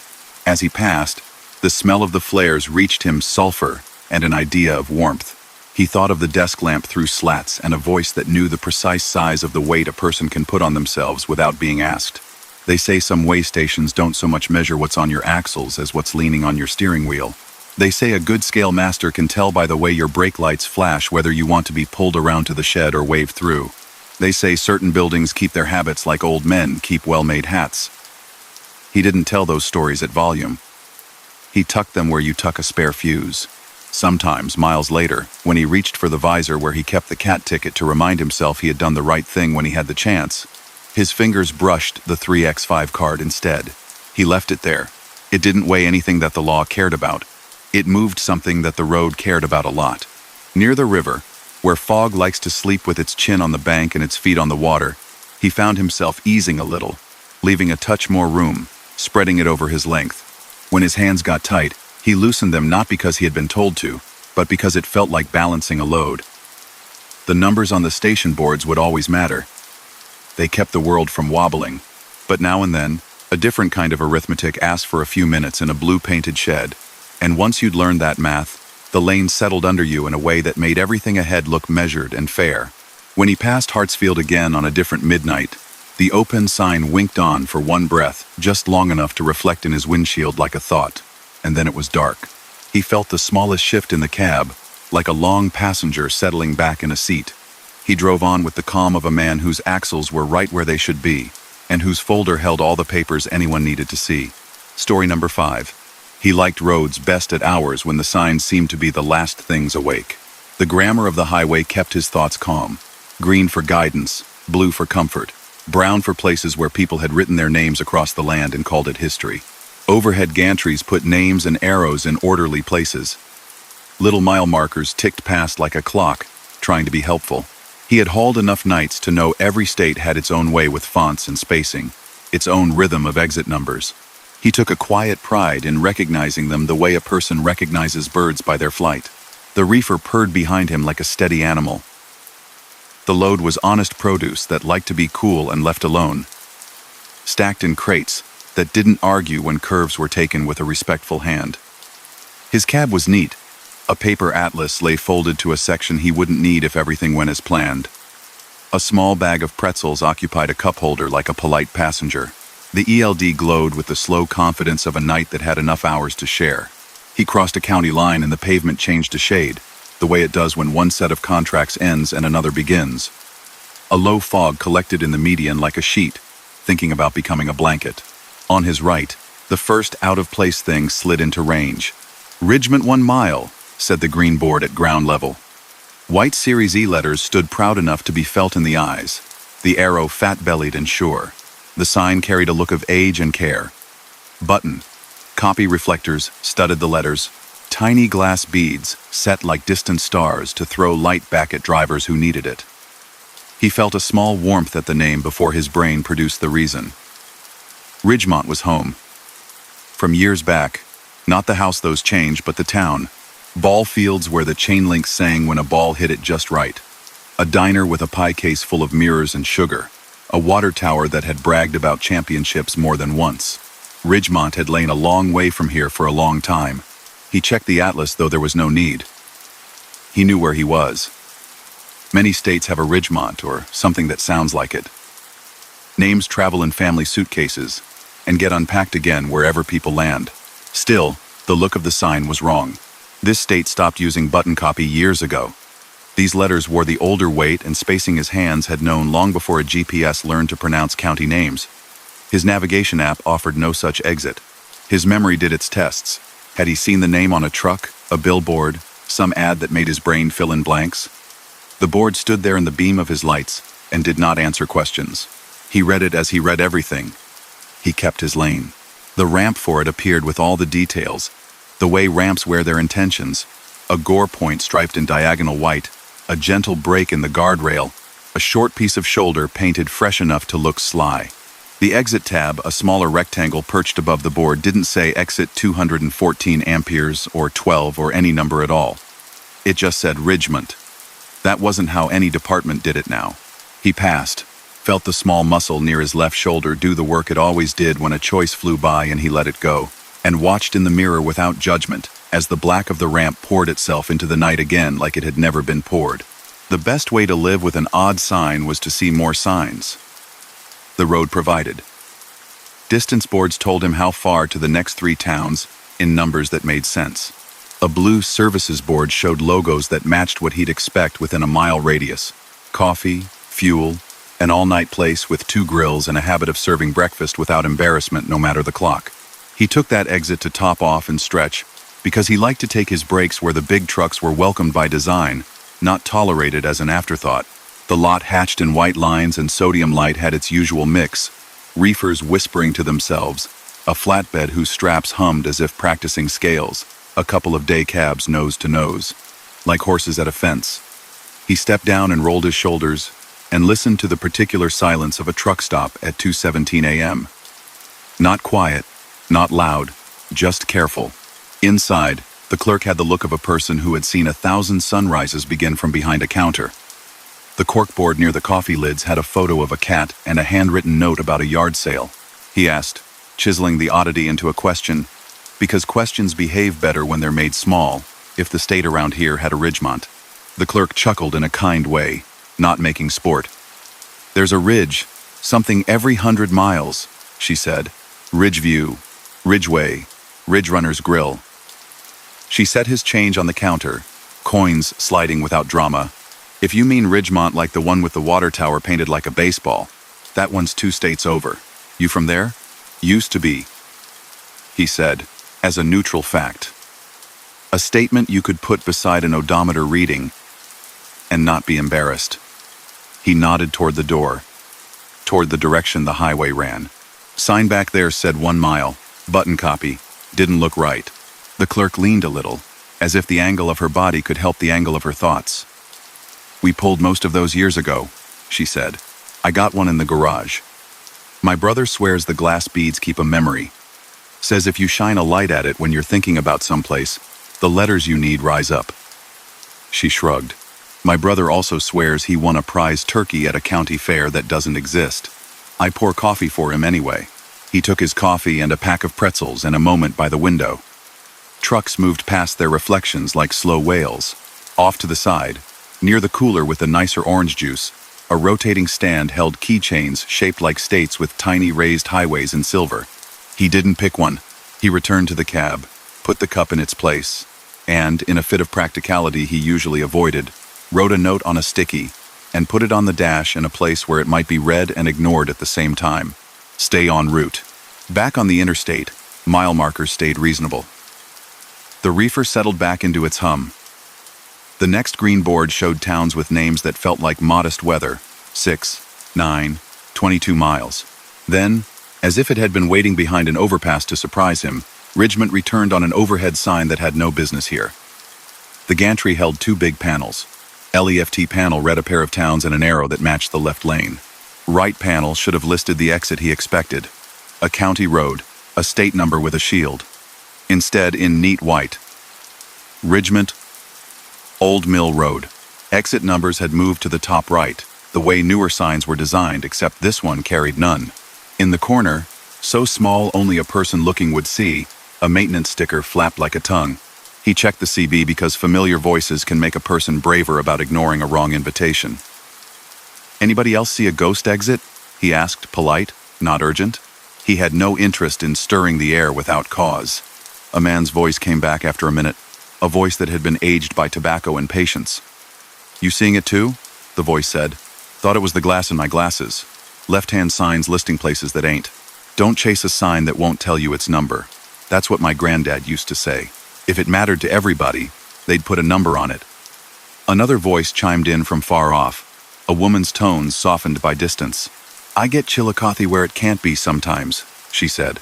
"My mother-in-law says that's the Lord reminding me to call home. I think it's the wind. Either way, I stay in my lane."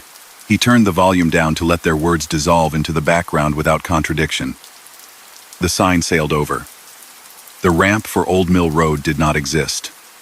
The pavement rolled without interruption. The gantry receded in the mirror and showed for a second the deepened glint of button copy where there should have been prismatic sheeting. The road didn't press. It tried again in the way roads do, quietly, as if offering a different angle. Blue boards for services appeared, and among the familiar icons, a gas pump, a bed, a fork. One logo sat that he knew too well to pretend he had only seen in passing. Val's. The script matched the shape of a sign that had hung in the diner back home for decades, the loop of the V particular like handwriting. VAL's open. 24 hours. The blue board promised. He could taste the idea of pancakes in a way that made the tongue roll forward and remember butter. He passed the exit. In the darkness beyond the guardrail, no lit building announced itself. The ground wore only the usual shrubs, and the occasional critter with a small plan. He watched for what the odd signs wanted to borrow next. Brown arrived. Ridgement overlooks scenic view, a square of guidance that suggested a turnout on an old alignment. The graphic tree, railing, horizon, had been done in the tight-line style that road agencies liked in the 80 seconds. He had seen pictures from people who collected such signs, folks with spare garages and tidy shelves. None of those people made turnouts appear out of thin air. This seemed to try. Past the board, a break in the railing appeared, with wooden guard posts standing in a line beyond like a picket fence to nowhere. He didn't test their willingness to be real. The sky's black lightened a notch. A thin blue insinuated itself at the edges of the world, and with it came the kind of quiet that sometimes decides to tell the truth. His foot eased. His hands corrected without thinking. He told himself aloud in the cab, not as a pep talk, not as a command, but as a choice. Not tonight. The road heard him or didn't. Either way, it behaved differently. Actual exits arrived with real numbers that matched his atlas and his navigation. The next 100 miles judged nothing. And then, because the clock hadn't yet freed him to call the dark finished, the phenomenon returned, this time small and domestic. A blue H, the Universal Hospital sign, appeared on the shoulder at the exact spacing that would lead a person to expect an off-ramp soon. Hospital Ridgement, it read, with a directional arrow that didn't match the lanes. Underneath, in smaller letters, visiting hours 8 amperes, 8p. The blue almost matched the blue on the state's signs, and then again did not. It had an older tone, less lavender in it, more sky. He understood, in a way he didn't feel like unpacking, why that particular detail tugged. He left it on the shoulder and drove on. The truck side mirror held his face for a second too long and gave it back better. He tried a trick he'd been taught by a driver who had grown old on night roads and had found peace without dulling. Count things that no one expects you to count. Light poles between interchanges. The number of reflectors in a 10-second glance. Yellow dashes in the center of a work zone. Counting organizes the dark without letting it organize you. Poles came and went. Reflectors winked and bowed. And the night took on the agreeable shape of something being tended without fuss. He crossed a state line, and the sign style changed, lettering a shade narrower. Exit number box shaped differently, the green a little deeper. For a good half hour the highway's grammar behaved, as if pleased with itself. When the oddness returned, it did so sheepishly. A hand-painted board leaned in the weeds near a low fence. Ridgement Day Trips. In white spray paint on plywood. Arrow sorta. Kinda to the right. It looked like something teenagers would hammer together in a yard then forget to take down. It had nothing to do with departments of transportation. He smiled. Even if it had pointed the way out of a storm, he would not have trusted it. The big interchange ahead had the kind of signage that makes a person sit up straighter, multiple lanes splitting, overhead panels listing more towns than anyone could remember at once. The rightmost panel had been patched, a little sign band bolted across the bottom to correct something that had changed. In the morning, crews would tidy it. At this hour, it held with stubbornness. The patched strip carried, in letters that were 2 sizes too small, Ridgement, tucked after a slash, and a place he actually could get to from where he Saturday, a hawk, or something like it, took the strip for a perch, and for 1 second he saw the weird little word bend under the bird's weight. As he slid under and the draft reached up, the strip fluttered and showed a clean undersurface that had never been printed at all. The little word had always been a sticker, stuck to the idea of travel. He could have laughed if laughing hadn't felt like risking momentum.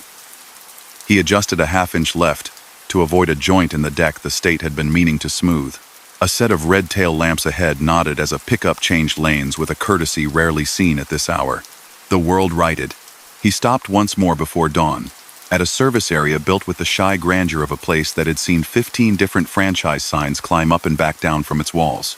He walked the length of his trailer and listened to the way his footfalls sounded on the concrete. A thud, a hollow, a thud again, where the slab had separated a hair. His breath made mist in front of him that the yellow light ate. Back in the cab, setting his hands on the wheel in a way that said ready, without saying eager, he noticed something in the door pocket that had not been there when he'd left the last state. It was a coin or close, a municipal parking token. The words around its rim read, Ridgement Parking Authority. In the center, a design he recognized without wanting to. The water tower he remembered, simplified to a tidy icon. It was light, tinny, stamped, the kind of thing towns ordered by hundreds in decades when cashiers still needed to hear metal clink to know that time was being bought. The date on its face had been 1996 once. Time had rubbed the last digit quiet. He turned it between his fingers and felt the urge to shrug and fail and dismiss and believe all at once. He put it under the sticky note on the dash, a weight so small it didn't even flatten the paper. When he turned the key, the reefer's low hum returned like a companion clearing its throat softly, ready to keep doing the job. The road looked the way a good road does just before day, a river with edges, a line that didn't need fanfare. The last odd board came when he least expected it, so close to sunrise that dawn had already written thin gold pencil lines on the undersides of the clouds. Ridgement next right, said a full-sized overhead no-button copy this time. No flapping stickers, no hand-painted plea. The exit tab said 151 inches tidy black, on retro-reflective white. The ramp score point stripes glowed like they'd been painted yesterday. Beyond it, the land rose in a curve that could have been a hill he knew too well to talk about with strangers. He had the half-instant of wanting to let the truck drift and call the detour a necessary errand, a way to test whether names meant what they used to. Then the arrow on the sign, that big honest arrow, pointed a hair wrong. Not much. A surveyor would have traced it and released it with a sigh. It pointed not down the lane he would have to choose, but slightly across the ditch to a cut in the grass where no asphalt had ever Saturday. The highway kept its shoulders. There was no ramp there. There was fence, right where fence ought to be. His foot stayed where it was. The truck did not change its mind for him. The light on the far horizon gained a richness that had nothing to do with signs. He made his drop in a small city where the morning crew joked softly, and the forklift's backup beeper piped in with an odd cheerfulness, like a bird who'd learned an industrial tune. He signed papers on a plastic clipboard and thanked somebody for making the receiving door easy to back. On his way out, he passed a billboard that had been rented by the state's tourism board, nothing to do with him. Everything to do with everyone, showing a winding 2-lane framed by trees in full leaf. Underneath, a plain sentence. There's a road back to every place that matters. Choose your mile. Later, when the phone clock said decent and the light said true, he called a number with a familiar area code and a patient ring. A voice he loved answered and accepted all the little facts and none of the large questions, because large questions never fit on the first call. If road signs wanted to do his thinking for him in the night, he would let daylight carry the weight they couldn't. He kept the token in the cup holder for a few weeks. It was easy to mislay and easy to find again. Now and then, when fog lay low or a certain stretch of concrete sang the way concrete sings in thin weather, a green board in the corner of his eye would be braver than it ought to be. He learned to lift 2 fingers from the wheel the way drivers do when they pass each other on a 2-lane. The wave that is less a greeting than a recognition. After that, the board would often show its true purpose. An ordinary exit to a state route he had no business taking. Letters unremarkable and right. They say the highway learns the shape of a person's old addresses and tries, now and then, to prove it remembers. They say the glass beads in old signs throw back more than light. They say the names you carry will, given a chance, float to the surface of your night and ask if you want to follow. He never told anyone the story as a warning or as a brag. He kept to his lane, counted poles when thinking needed help, and picked his miles on purpose. Some mornings, in a rack of keys at a fuel counter, he'd see a token shaped like a state, and he'd feel the weight of the one in his pocket, and know that going home is a choice best made in daylight, not by signs that don't give their exit numbers. If ever he planned the trip for real, he'd set the route in a way no late-night invitation could outshout. Story number 6. The pass rose as a slow question mark on the night's edge, a line of black that gathered on the horizon and turned itself into a climb. Weather liked to meet there and have careful arguments. Wind speaking first, then snow cutting in politely, then ice sitting quiet and listening. At the base of the grade, the highway posted its opinion on a portable board that wore an amber crown of bulbs. Chain law in effect mile 202 to 209. The words blinked with the certainty of a courthouse clock. He knew this hill. He knew where it leaned and where it led up. He knew the runoff ramps like calm, pale tongues, waiting with their soft gravel, ready for anyone who needed a second chance. He had chained here before, under stars so sharp they seemed to ring, and in wind so steady it made a sound like a finger run around the rim of a glass. The trailer behind him was loaded well, pallets of winter goods, boxed and banded, the weight even and respectful. The truck itself had that ready stance rigs get when they know winter is the boss for a while. Windshield clean, defroster warm, wipers smooth, chains bagged and bungees looking like understudies hoping for the call. The chain station sat where it always had, a wide gravel apron cut from the mountainside like a pocket, with a low wall of snow that had already learned the shape of bumpers. Reflectors marked its edge with the kind of glow that doesn't brag. A sign on a metal post read, "Chains required when lights flash." Tonight, they flashed. Above, a set of tall lights threw down a steady white that made each flake show itself before it disappeared into the general whiteness. He eased off, hazard lights clicking in polite rhythm. Other trucks were there too in bays, one pulling out slow and sure, chains humming a metal song under its weight. A pickup with a state emblem on its door idled near the far end. No one sat in it, or if they did, they kept very still. A stack of sandbags held down the corners of a tarp that covered a bin labeled triangles. Beside it, a box of loaner bungees, tagged with zip ties handwritten, "Take what you need, leave what you can." He set the brake, felt the rig lean back on itself like a big animal agreeing to rest. The snow was the kind that felt light in the air and heavy on the ground. It whispered against his jacket in a way that made the night feel crowded but kind. He grabbed the chain bag from its bracket, familiar weight and smell, iron and cold rubber, and the ghost of oil from some other season. He laid the bag down gentle so the links wouldn't tangle more than they had to. He pulled on gloves that had remembered the shape of his hands. The first chain came out with its stubborn personality intact, a stiff coil that didn't want to be a circle yet. He coaxed it. He worked the way he had been taught by drivers old enough to have taught others themselves. Inside hook, outside cam, cross links flat, not twisted. Bungees in a star, not a ring. His breath fogged, and the flakes collected at the edges of his hat and in the joint where collar meets neck. The world narrowed to the foot of the wheel and the blue-white of the light overhead. He slid the first chain under the tire, feeding it with small pushes, the way you line up a zipper before you pull. The metal gritted softly on the gravel, a good, honest sound. A small clink came from the far side of the axle, the kind you get when a loose link meets its kind and says hello. He glanced under. His flashlight beam found nothing but the neat dumb shape of the tire and the slung curve of chain. He drew the leading end up, found the inside hook by touch, knuckled it into place. The glove on his right hand brushed something that wasn't chain, a smooth curve. Cool. A loop of metal set into a little tab. Looked. A cam tightened there that he didn't remember owning, stamped with a tiny letter 9. He frowned without meanness. Chain kits pick up adoptions. He turned the cam with the key, bungeed the outside in the star pattern he liked. The chain sat, more compliant than it usually did for a first fit. The second side fought, like second sides do. The snow deepened a half-inch while he worked. He counted the breath lengths between motions. The way you do to keep your hands from getting ahead of your head. Once, a shape moved at the edge of the light, someone in a reflective vest passing through 3 bays over, maybe, or the shadow of his own door. He didn't check. He fed the chain, found the inside, pulled up the outside. Inside hook, outside cam, a voice said, not loud, not near, in the same tone people use to remind a friend where they parked. He stalled halfway to a grin and said, I know. In the way you say it when you're grateful for the reminder, even though you would have done it anyway. The wind could make a voice when it moved around a man and a truck like that.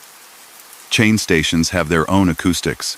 The chain tightened in a way that felt like a handshake. He bungeed it, starred it, tugged each strap with a little extra to make sure all 5 shared the work. The rubber was new enough to be a friend and not old enough to be a story. He stood, stretched his back until the night popped politely in a couple of vertebrae, and looked down the line of trucks. A driver 2 bays away worked fast with the quick patience of experience. Beyond that, an empty bay held nothing but snow falling through light and touching ground. He glanced at the ELD out of habit 7 minutes. He had never chained both sides in 7 minutes, not without help and not without regret. He didn't argue with the number. Sometimes things take the time they take, and leave it at that. He stowed the bag, latched it. He tapped each cam with the key one more time. The way a person pats a pocket to make sure their good luck coin is where it lives. Back in the cab, he rolled the window down an inch, the better to hear the first song the chain sings with the road. He eased forward, then stopped to let links settle, then eased again. The hum arrived soft, not scolding. The sound of metal and rubber negotiating a treaty interesting to both. He steered out, checked mirrors, and pulled onto the grade. The mountain accepted him slowly. The lane narrowed not because the stripes moved, but because the sky did. Snow thickened. The plows had been by. Their clean lanes left a suggestion, and the wind rode across it in small edits. His tires found grip in a language older than signs. Headlights from behind rose and settled, and he made room the way you do for someone with a different plan. The chain song stayed friendly. It sounded like a zipper doing the work it was made to do. Halfway up, in the cut where rock walls tilt like 2 shoulders deciding how much they owe the road, the wind pushed in a steady sheet.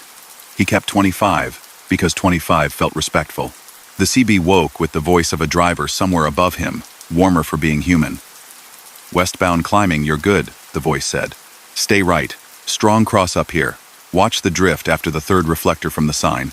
He counted reflectors, not because he believed in 3rd ones, but because counting is how you say I'm with you without talking back. The drift came right where the voice said it would, small, like a folded blanket someone forgot on the edge of a chair. He eased a foot and the rig slid the way a heavy thing slides when it has its feet under it. The mirrors offered white, and his own markers, and the suggestion of more world. He let the suggestion stay a suggestion, and didn't squint to make it something else. Past the cut, the grade laid out in long, shallow breaths. On the bank, a shape stood where the chain station's light wouldn't quite reach. It was a lantern glow, the old kind, yellow soft, hanging at a height where a hand might hold it if the hand were resting, not waving. The light lifted once. A small hello. He lifted a hand from the wheel, 2 fingers, the way drivers greet and recognize. Snow moved between the lantern and his eye, and when the space cleared, the light wasn't there. He looked back to the lane. Lights at the summit wrote a gentle promise on the low cloud. He passed a sedan kissed into a turnout, nose to the snowbank in the safe way of minor errors. Its hazard lights blinked an apology to the world. A bundled shape stood near the trunk, phone in a hand, other hand in a pocket. He checked his lane, took his foot away, gave a short blast to the air horn in the soft language that means, "Are you okay?"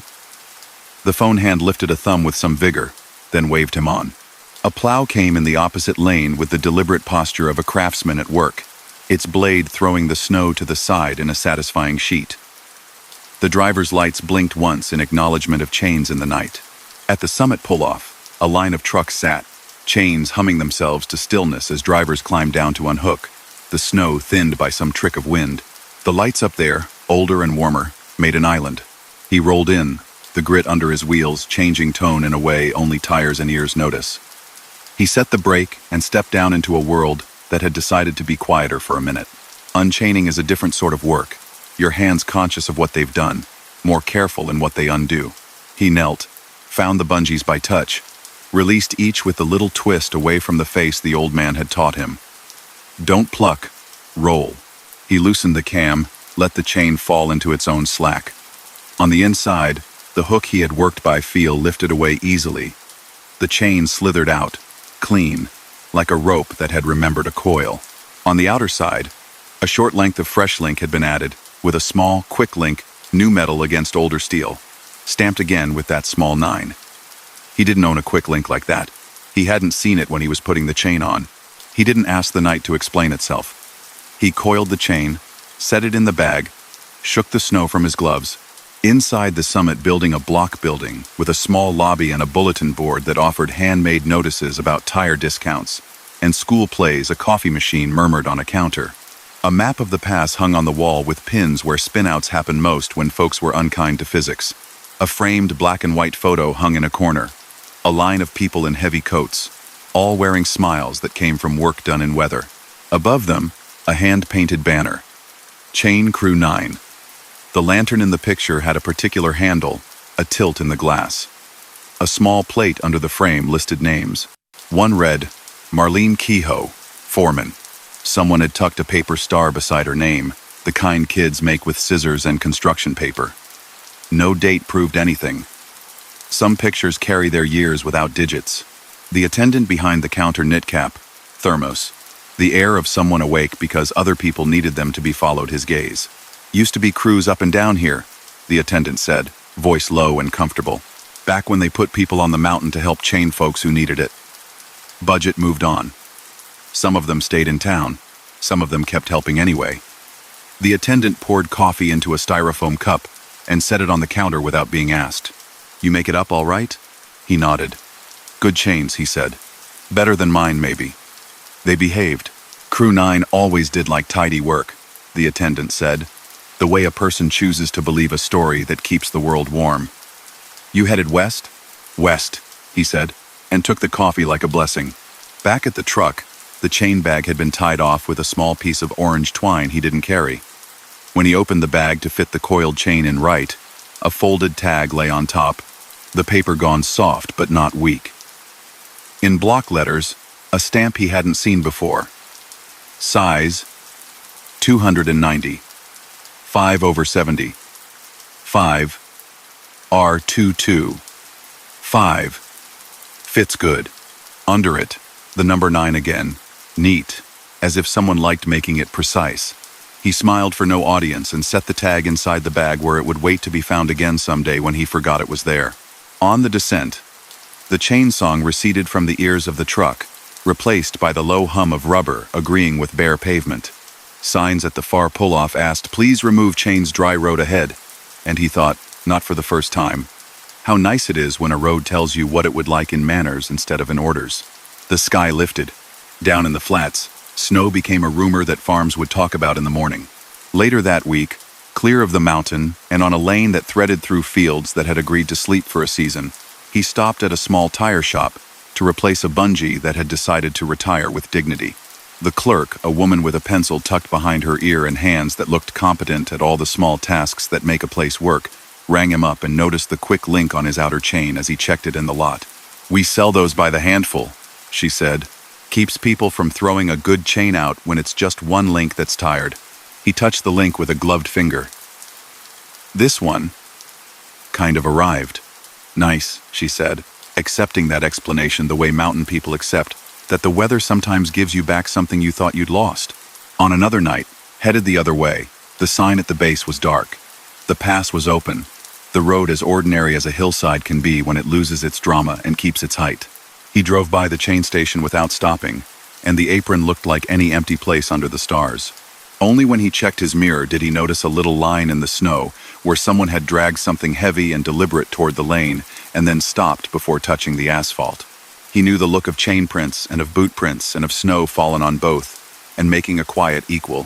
Some weeks after, with wind pushing a thin winter rain along like a broom sweeping a porch, he heard the CB speak in a tone he recognized as the kind men get when they pretend not to be grateful. Crew 9 at 204, the voice said to no one and everyone. Lantern up, westbound, keep it steady. The radio fell quiet after that. No call sign, no reply. He eased his shoulders and went on. He paid it forward when he could. At a chain station on a smaller hill in a different state, a new driver in a company jacket wrestled a bag that weighed more than his nerves. He stepped out and asked, not with pity, not with a lecture, "Want a hand?" Together they fed the chain, found the inside hook, set the outside cam. "Star your bungees," he said. And the young man nodded, like he had been told a secret that wasn't a secret, but felt like one anyway. They worked from left to right because some habits keep the mind from inventing extra steps. When they were done, the new driver said, "How do you know how tight is right?" He answered the way the mountain had taught him. "When the sound is a song and not a scold," he said. And the new driver listened as if a person can hear that line if they expect to. In spring, when the pass traded white for green, he took the climb just to remember it without the work. The chain station smelled like dust and old rain, the bin labeled triangles closed and neat, the loaner bungees replaced by a sign. "Thank you for leaving some for the next driver." A bulletin board inside the summit building had a new photo pinned to it, color this time, of a group gathered under a tent with a banner that read, "Safety Day." In the corner of the frame, a small sticker shaped like a lantern shone with cheap foil. The sticker's number was 9. He kept the quick link that had found him, not as a charm but as a practical thing he might need. He put an extra pair of lined gloves in his chain bag, left another pair in the loaner bin when the law required them again. He kept the tag with the neat stamp. He stopped, more than he used to help. Each time the work made sense, the night made room, the chains sang their brief, honest song, and then went quiet. They say some mountains keep their crews in the habits of the people who loved that work. They say lantern light has a way of lasting where bulbs burn out. They say if you hear a voice by your axle in weather and it tells you something you already know, it's not a ghost, it's guidance being echoed back to you so you don't forget in a hurry. He didn't decide how to tell that part. He drove. He chained when asked, and unchained when the road said please, and he took enough time in those bays under the steady lights to let his breath catch up with his hands. On a night when snow erased the edges of the world and made every distance near, a lantern glow came up ahead in the dark where the road bent, steady and low, and he didn't question how it held its space in the wind. He raised 2 fingers from the wheel by way of thanks. The glow lifted slightly in reply, like a working crew acknowledging a driver who's doing his part. He climbed, and the pass gave him what he needed. And at the top the road widened back to itself, asking politely, if he had the time, that he take the chains off now. He did, and when he coiled the links into the bag, the metal smelled like clean weather coming. Story number 7. He liked appointment windows that fell between midnight and dawn. Warehouses behaved differently than less fluorescent roar, more careful light, radios turned down, a quiet that let a person hear their own truck settle after the road's long conversation. He was booked to deliver to North Spur Distribution, a place he knew on paper but not in his bones. The directions the broker had texted over were plain. Exit 40. 2. Left at the water tower, 3/4 of a mile to a sign no one could miss. He rolled in under a sky that had traded black for the soft blue-gray that comes when clouds agree to let the stars hide. The water tower kept its promise and stood where it should, its legs painted the color of old bicycles. The sign, too, did its job. North Spur Distribution Center. In letters that looked newer than the fence. A guard shack sat just inside the gate. The window was dark, a paper taped to it with a phone number and a printed line. Call for entry after 10 p.m. The gate itself was open, one of those sliding affairs that keep their own counsel when asked nicely. He eased through, tires bumping over a shallow rail. The dock row lay like piano keys against the long side of the building. Door numbers climbed in steady increments, white on blue. 39, 41, 43. The place was hushed, but not asleep. A single lamp over an office door made a cone of gold. On the other side, a motion sensor clicked, and a light came on for no one. His appointment window was 1 to 2 a.m. His trailer carried dry goods that promised to be easy to unload. Boxed, wrapped, the kind of pallets that didn't ask forgiveness. He dialed the number on the guard shack window. It rang twice, and a voice answered at a volume that suggested someone had cupped a hand over the receiver to keep the noise in. "North Spur?" the voice said. "What you got?" He gave the load number and his lane. The voice paused in a way that felt like someone looking at a paper calendar instead of a screen. "All right," it said. "Back to door 47. Bump it and set your brake. Kill the engine. Leave the keys in. Light will tell you. We'll chalk you. Leave bills in the box at the door. We'll bring you a copy." He glanced down the long row. The numbers marched past the 40s. 45. 47. The 2 digits sat above a dock plate whose yellow paint had been carefully maintained by someone who liked doing things right. A small metal mailbox beside it wore a hand-lettered sign. "Paperwork." He signed. Hung up. The voice hadn't asked his company name. It had called him Sir, without actually saying Sir. He felt better for that. He got out and swung open the trailer doors. The light inside was clean and steady. He checked the load out of habit, though he had strapped it well, and trusted his own work. The plastic wrap had kept its crisp, no corners folded under, no pallet noses out of line. He climbed back in, lined himself up, and back to the door. The truck's shadow shared the space with the building's shadow, and the two made a new shape together until the bumpers met with a soft, familiar nudge. He set the brake, chalked the wheels himself even though the voice had said they would, because double is better than remembered. He left the keys where asked. He placed the bills in the mailbox, shut the little lid, and brushed a dusting of grit from its top, as if tidying mattered to the exchange. The dock light mounted next to the door was a square of red when he looked and turned green without ceremony as he watched. The trailer shifted in the gentle way a trailer shifts when a dock plate comes up to shake hands with it. He heard the sound every warehouse knows, a low, hollow thump of steel, meeting steel, and then a whir, then a hush. He settled into the cab with the engine off, and the heater keeping a human circle around him. A forklift beeped somewhere inside the building. It had the pattern every forklift learns in the soundproofed school of experience. 3 quick beeps, a pause, a reverse whine that sounded more like a polite request than an alarm. He didn't hear voices. Plastic strip curtains rustled, the ones that hang in doorways like translucent tongues. A second forklift joined the first in its work. The trailer nodded with each pallet like a person considering a sentence. Time thinned the way it does when a job is being handled by someone else. He checked his ELD, because that's what you do even when you've only been sitting for minutes. The clock had the time where he expected it. He wrote down his doc on the small pad he kept for things no one would care about later. In the mirror, his own marker lights became a small constellation studded along the trailer's edges. The wind had died, or hadn't started. In a gap between beeps and thumps, a murmur threaded the quiet. Not words close enough to understand, but the shape of them walkie-talkie rhythm. A soft transmission, a reply from farther away. He tried the AM radio low. It returned only the suggestion of a country song 3 towns over. He turned it back off so the warehouse's little noises could have the air. Somewhere near the office door, a shape crossed the window shade, a moving silhouette that could have been a person looking at a clipboard or a jacket being pushed about by a vent. He watched it without interest, and with interest both. He didn't mean to, but he fell into the near-sleep drivers know the place where you're awake enough to hear every change in the grade of noise but soft enough to let your hands rest. In that shallow drift, a new sound entered, as soft as a visitation. The thwip of pallet wrap being cut with a burst of air from a strapper.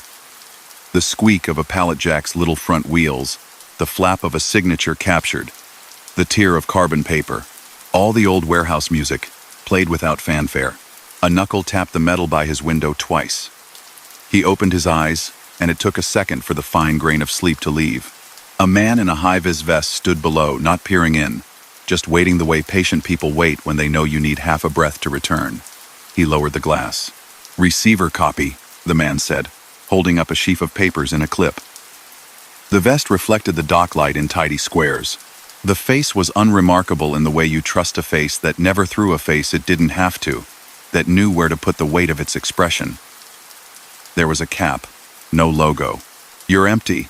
We swept," the man added, almost as an afterthought, the way a person slides an extra kindness forward without wanting applause. "I credited you detention 13 minutes. But I think we evened you out on the time." He took the papers. The top page was a bill of lading stamped "Received" in violet ink that had been topped off more than once. A signature that looked like an old habit sat under it. Garrity. The name made his tongue remember how to say it because he'd known a Garrity once, on a different dock, a lifetime ago. He flipped. A small card had been clipped to the back. A load, out tally with neat pencil checks. The columns written in a careful hand that didn't lean much.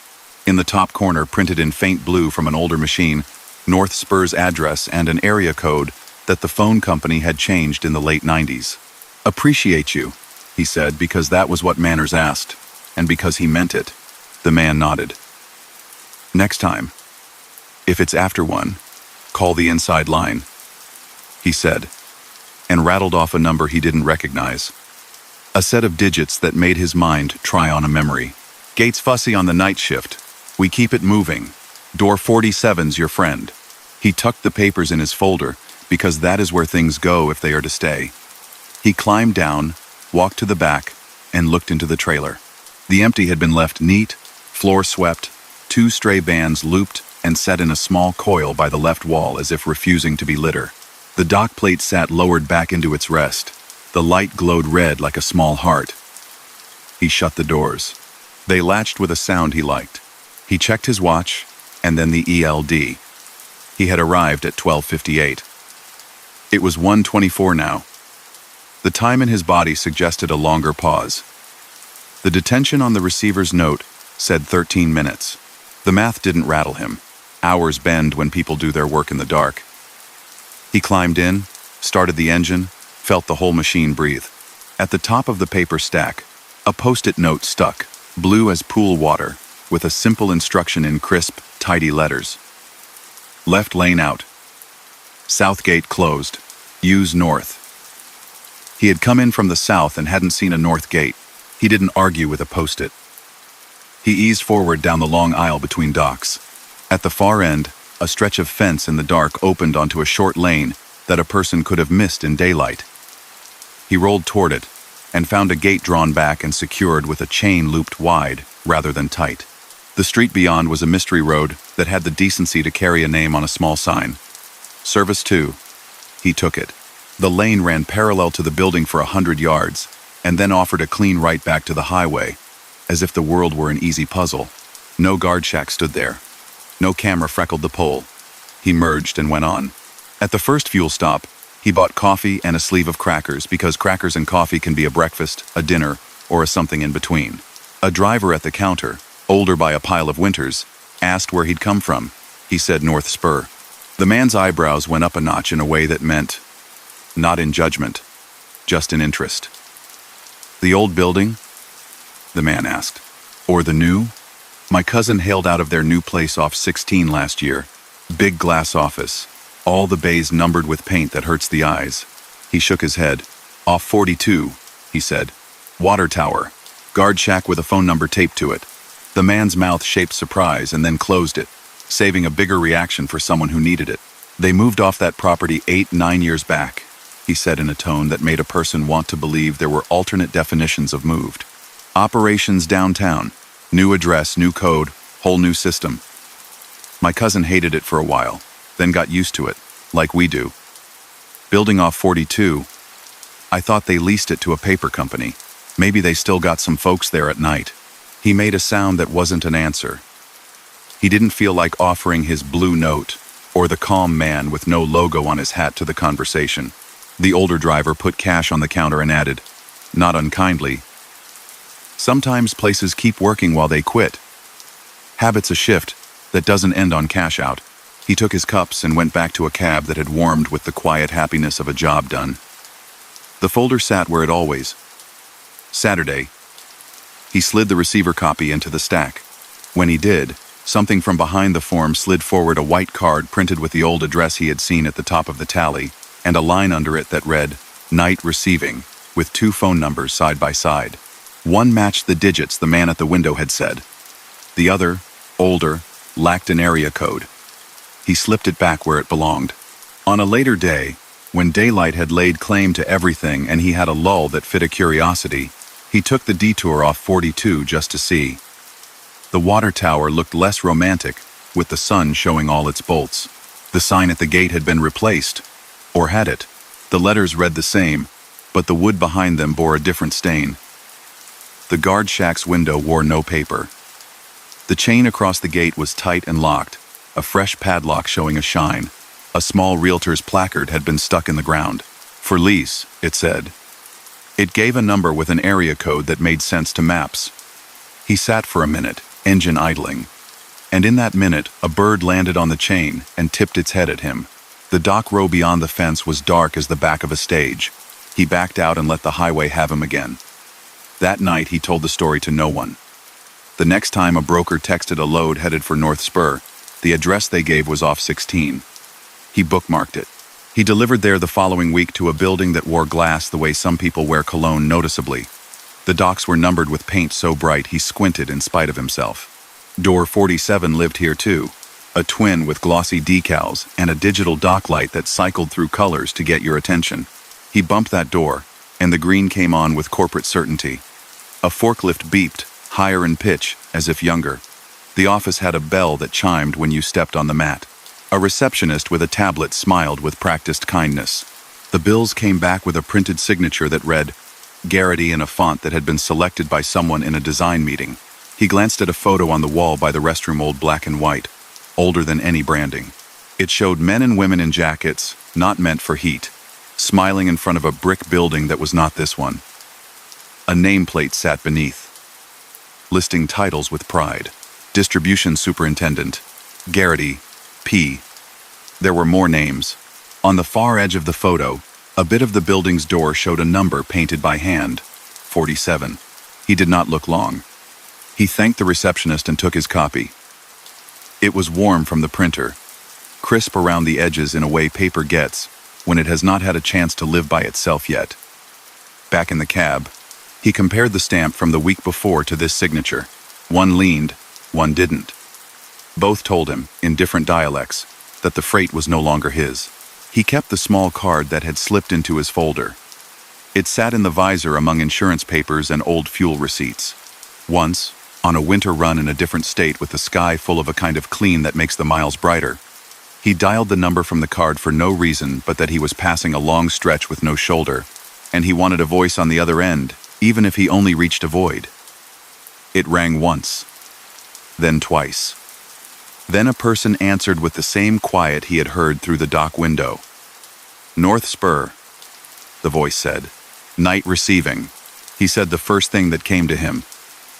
Just checking a number, he said. Wrong time. Sorry, not wrong, the voice answered. Not insisting, not soothing, just offering. Door 47's open if you need it. He heard the small click of a walkie in the distance on the line, like beads in a pocket. He thanked them and ended the call because calling without a purpose felt like entering a room you weren't invited to and then being welcomed anyway. He drove with his hands easy on the wheel for a while, letting the idea that some places don't close fully when people need them soak into the air of the cab. Later, on a route that didn't involve North Spur at all, a different receiver kept him waiting so long the radio learned a new playlist twice. He sat with the patience that wears boots. When the doc finally called him back, an older man at the window slid his copy forward and said, You been to 47 yet? He felt the smallest turn in his chest, a key in a lock that prompted a door to unclench. Which 47? He asked. Not coy. Just careful. Doesn't matter much, the man said, his eyes kind, the lines around them earning their keep. Every warehouse has got one door that belongs to the night, whether or not the day remembers it. Some people call it luck. Some people call it a good shift. Some people say they were taught where to back by a voice that doesn't need a speaker. I say the work gets done because somebody respects it enough to keep the light steady. He left with his copy, and a quiet feeling not unlike the one that comes when a job, expected to be heavy, turns out to be mostly lifting with the mind. In runs after that, he found small proofs, if proofs were needed. A strip of blue tape on a dock face that read, Night in smudged marker. A broom, leaned a certain way at a certain bay. A spare pallet jack parked neatly where someone would need it at 1 a.m. Not at 8. Hands leave habits, and habits guide hands. It was a comforting arithmetic. On a spring night when the road felt like it had learned soft manners from the air, he pulled into a rest area to stretch and check a strap that only felt wrong because his shoulder did. A payphone there still wore its glass, and above it, a wire ran to nowhere. Taped to the metal shelf was a small card, the same blue as water in a swimming pool, the edges feathered by too many fingers. In a tidy hand he recognized and didn't. It said, "Door 47 is open. Be safe." Below it, a number he knew without having saved. He smiled and left the card where it had been, because someone else might want it more than he did. He fixed his strap. The strap had been fine. His shoulder was better for the checking. They say warehouses are like ships. Their crews might change, but their names linger in the wood and the steel. They say every operation keeps one door where the night still clocks in, even if payroll has moved to a new building with glass that flips the sky. They say if a person does their job humbly and well for long enough, the job might keep going in their absence in the places that need it. He didn't push the idea farther than it wanted to go. He kept the card in his visor because it made sense to know where kindness could be reached at an hour when the world's other numbers prefer sleep. Some nights, eased against a dock far from any water tower, he would hear the particular thwip of rap cut, the polite song of a forklift backing, and the soft flop of a strip curtain, and he would think of a door with a number he could find in the dark by instinct. A green light would turn red without flourish. A copy would come forward. The name at the bottom might be inked by a designer, or pressed by a stamp pad that needed re-inking. Both would set him free to go on to the next mile. The night liked him then, and he liked it back in the only ways he knew. Keeping his truck square to the dock, liking green lights for what they were, and smiling, now and then, at a number that kept the hours without asking for thanks. Story number 8. He ran the prairie route in hours when the horizon felt like a thought the night was holding for later. Out there, the towns lived far apart, and the interstate took long, confident strides between them before stepping down to two-lane for a while, like a big person easing into a smaller kitchen without complaint. The air had that cool, tin-clean smell fields get when the wind has sorted itself out. The rig felt good, no odd rattles, reefer steady, a soft glow from the dash that let the cab be a room without making it a stage. His map for the run was simple. State route to county road. County road across a river, with more willows than water, then back to a wider highway. The county road had a few habits. A low spot where fog liked to rest its elbows, a gentle rise that hid deer just until they decided not to cross, and a railroad crossing that never did much more than click and whisper when a freight ambled through at dawn. He had seen that crossing in true daylight and in full dark, in rain and in dust that made the air look old. It behaved like a neighbor who kept to himself, and waved only when you waved first.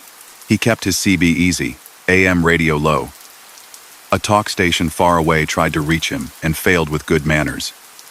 He had a thermos that never burned his hand, and a small bag of almonds he told himself would last until sunup.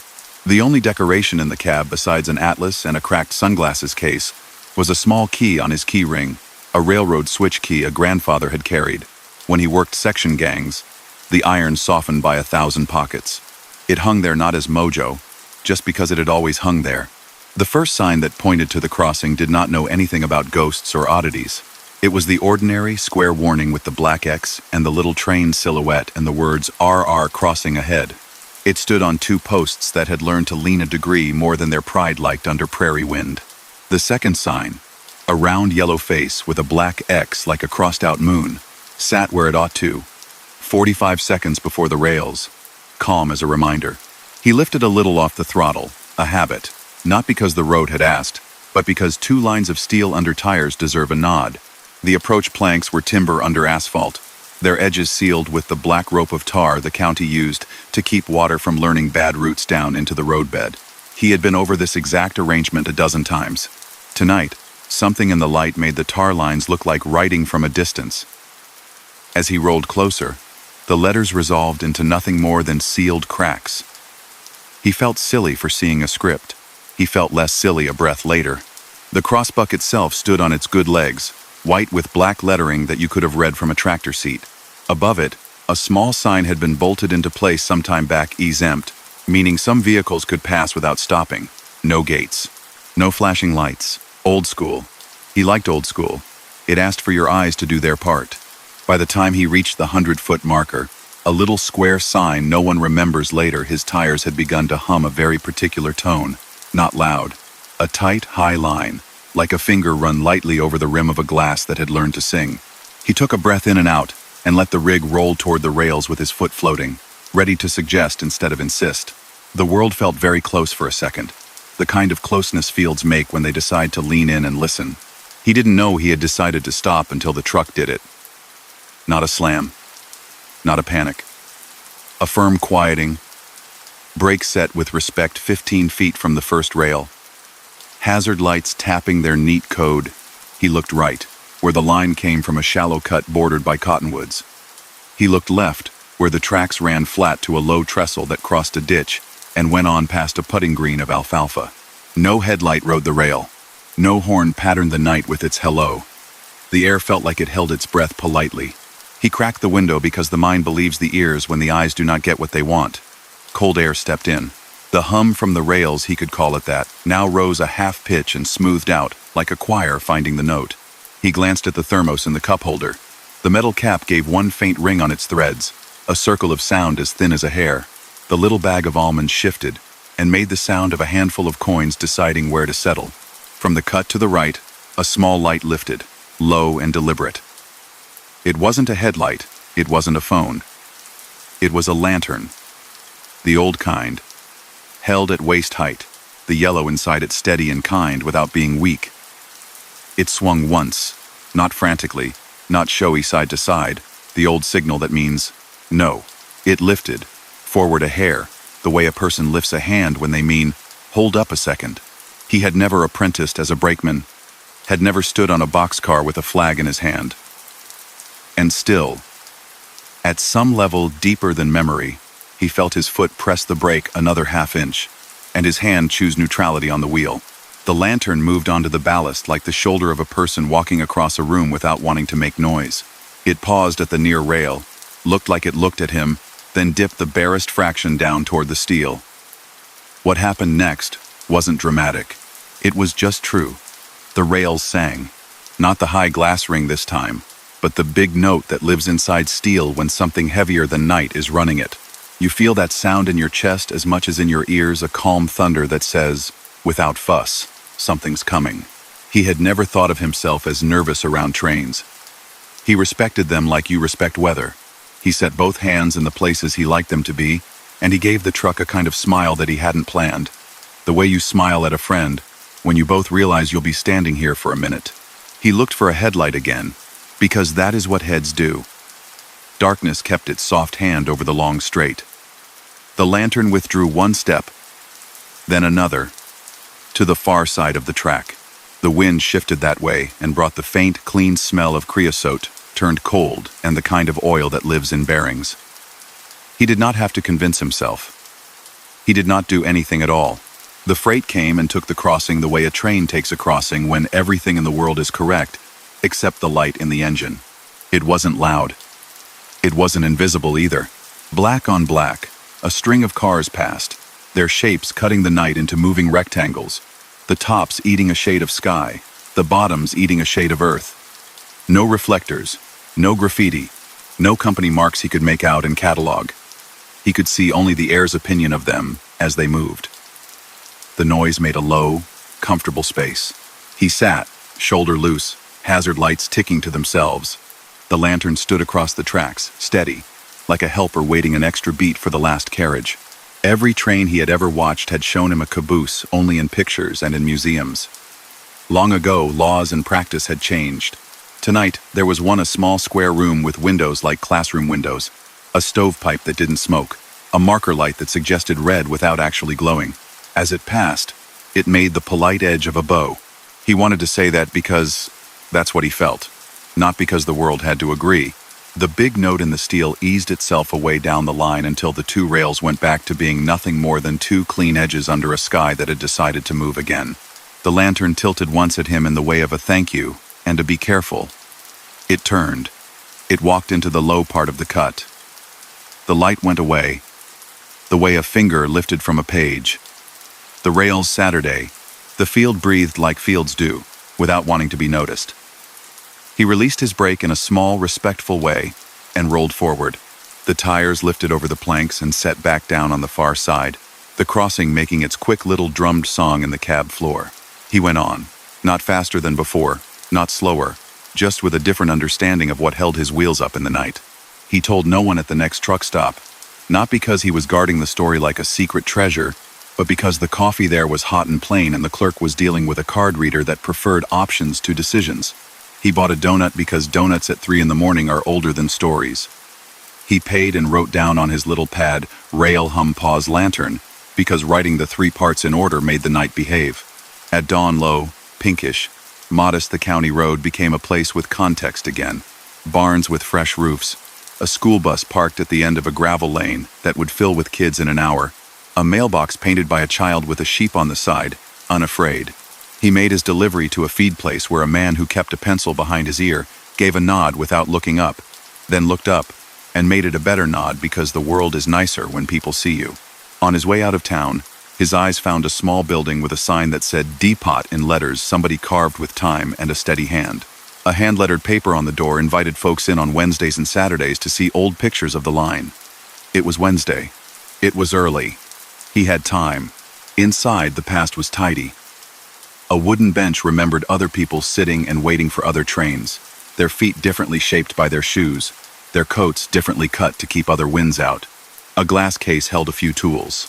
A coupling pin, a section wrench, a faded red flag folded into triangles that accidentally made a star. On a shelf sat a kerosene lantern with a tag on string. Crossing flag middle run. H. Abrams. Beneath it, a small brass plate said, simply, 1,956, 1,981.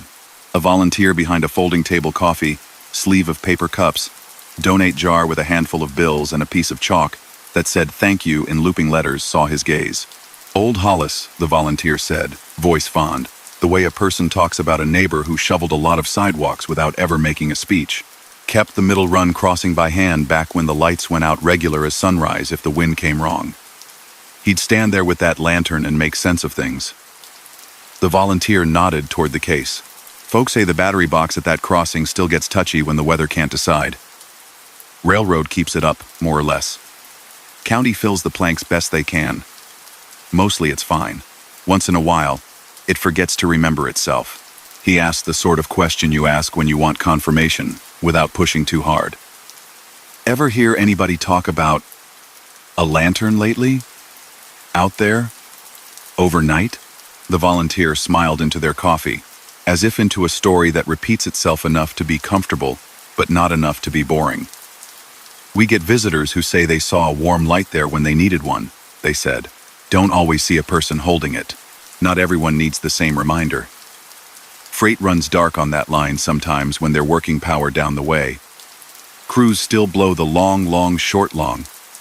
When they can. Wind take sounds different at 2 a.m. They shrugged. I tell people to do what your granddad told you.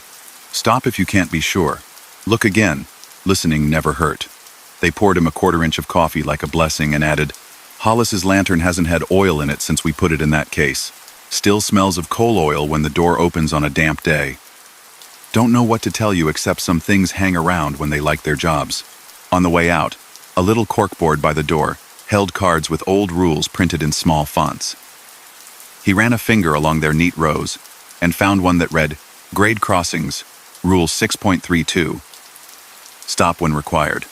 Look in both directions. Listen for approach. Proceed at a rate of speed that will permit stopping short of any obstruction. He'd never worked rails. He liked a rulebook that sounded like it had learned courtesy from a grandmother. He put $1 in the jar because a place that kept benches and brass plates dusted deserved at least that. The volunteer, seeing the switch key on his key ring, nodded toward it. Your people? They asked. Once, he said, not as an apology, not as a boast. He carried steel and came home tired. I carry boxes and come home tired. Feels like we're talking about the same job. The volunteer lifted their cup in a little toast to that. On another night, running the same county road because it was still the right line between two places. The crossing looked exactly like itself. He eased anyway. He set a hair more space between his bumper and the first rail than law would demand, only because law and good sense sometimes have different opinions, and good sense occasionally deserves the swing vote. He listened. The rails said nothing. The thermos kept quiet. He rolled over, and the planks sang their small drum, and he put his eyes back on the stretch where the prairie lifts and falls like a sleeping thing breathing. Over weeks, he learned the crossing's moods. On very clear nights, the steel kept its mouth shut. On fog nights, it hummed a recipe for patience. In rain, it muttered a little to itself. Once, on a wind from the north so steady it seemed to have been hired by someone important, the crossbuck creaked the creak of wood that knows winter. He liked knowing such things. They make a road less lonely without making it noisy. He told the story exactly twice. Once to a driver who had been doing the job since men wore hats to the counter and women carried recipe cards in a clip. The older driver chewed slowly and said, "That middle run? They had a flagman out there even after the company put in the electronics, because the company liked sleeping, and flagmen are better at sleeping than wires. Old-timers say if a man stood there long enough and kept his lantern trimmed, a little of the trimming got into the air. You can call that what you like." The other time was to a new driver whose hands were good but whose eyes were learning night. "How do you know when to believe a feeling?" the new driver asked. Earnest, not fishing, just trying to get the job right. He answered with something that felt true in his mouth as soon as he said it. "If stopping helps the world," he said, "then it's worth stopping. Nobody out there will be mad that you look twice at steel." He never tried to call the lantern up like a favor. The night is patient with respect and less patient with demands. He did buy a small battery lantern and tuck it in the side box with triangles and reflective vests. On the metal handle, he tied a bit of blue ribbon, just enough color to grab his hand if he needed it. He didn't think about why he chose blue until a couple of months later, passing a different yard at dusk. He saw a blue flag hung on a slowly moving string of cars and remembered the rule. Blue means do not move. People are at work. He liked the idea that a color could speak so clearly without a mouth. One early morning, mist lay in the ditch, and the sun bullied it with a pale shoulder. He crossed Middle Run with no song from the rail and no light from any cut. On the far side, a county truck sat, yellow and careful, a man in a safety vest kneeling by the battery box with its lid up, an expression that said he'd rather be fishing, but understood duty. The man waved with two fingers. The polite wave of people who fix things at hours when most people would prefer not to think about fixing anything. The railroad's own truck idled behind him, a logo on its door from a railroad name that had become another railroad name and then another. He lifted his hand back, a small salute. Later in the season, after a storm had stitched the sky to the earth with lightning so clean and far apart it felt like a slow metronome, he found a little folded paper in the slot where he kept his scale receipts. It wasn't a receipt. It was a clearance card.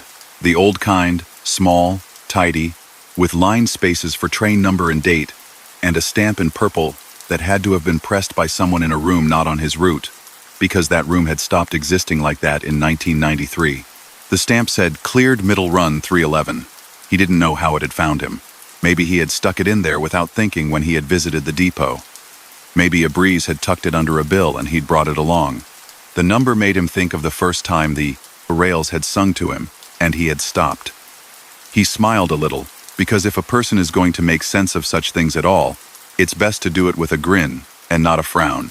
He kept the card in the visor, not as a charm but as a reminder that the job asks for looking, listening, and the courage to be unhurried for 30 seconds even when the hour suggests otherwise. When he reached that crossing in deep dark on runs after that, he arrived not as if expecting anything special, but as if walking past a neighbor's porch where a light might be on. Sometimes it was, sometimes it wasn't. He liked both. They say some rails keep their voices long after their wires forget to speak. They say a man who swung a lantern for 25 winters and liked keeping people alive might leave a little of that liking behind him in the space where steel crosses rubber and asks for attention. They say if your thermos sings a small ring and your mirror shows you the idea of a light where a cut begins, you should take your foot away and let the world do its job for half a minute. He didn't decide what he believed in a way that required a speech. He drove. He made room for steel, the way steel has made room for freight since before he was born. And sometimes, when the field leaned in and the rails hummed the note he was meant to hear, he lifted 2 fingers, and the night lifted a small circle of yellow in reply, and that felt like the right amount of miracle for a road that had already given him so much. And that brings our journey to an end. 8 true trucker horror stories from the highways where the night never truly sleeps. Out there, past the glow of your headlights, the road still whispers to those who listen. If these stories kept you company through the dark, give this video a like. It helps us keep the wheels turning. And if you're new here, subscribe to The Sleep Haunt so you never miss another drive into the eerie and unknown. Until next time, keep your eyes on the road, your doors locked, and your mind calm. Good night, and safe travels through the dark.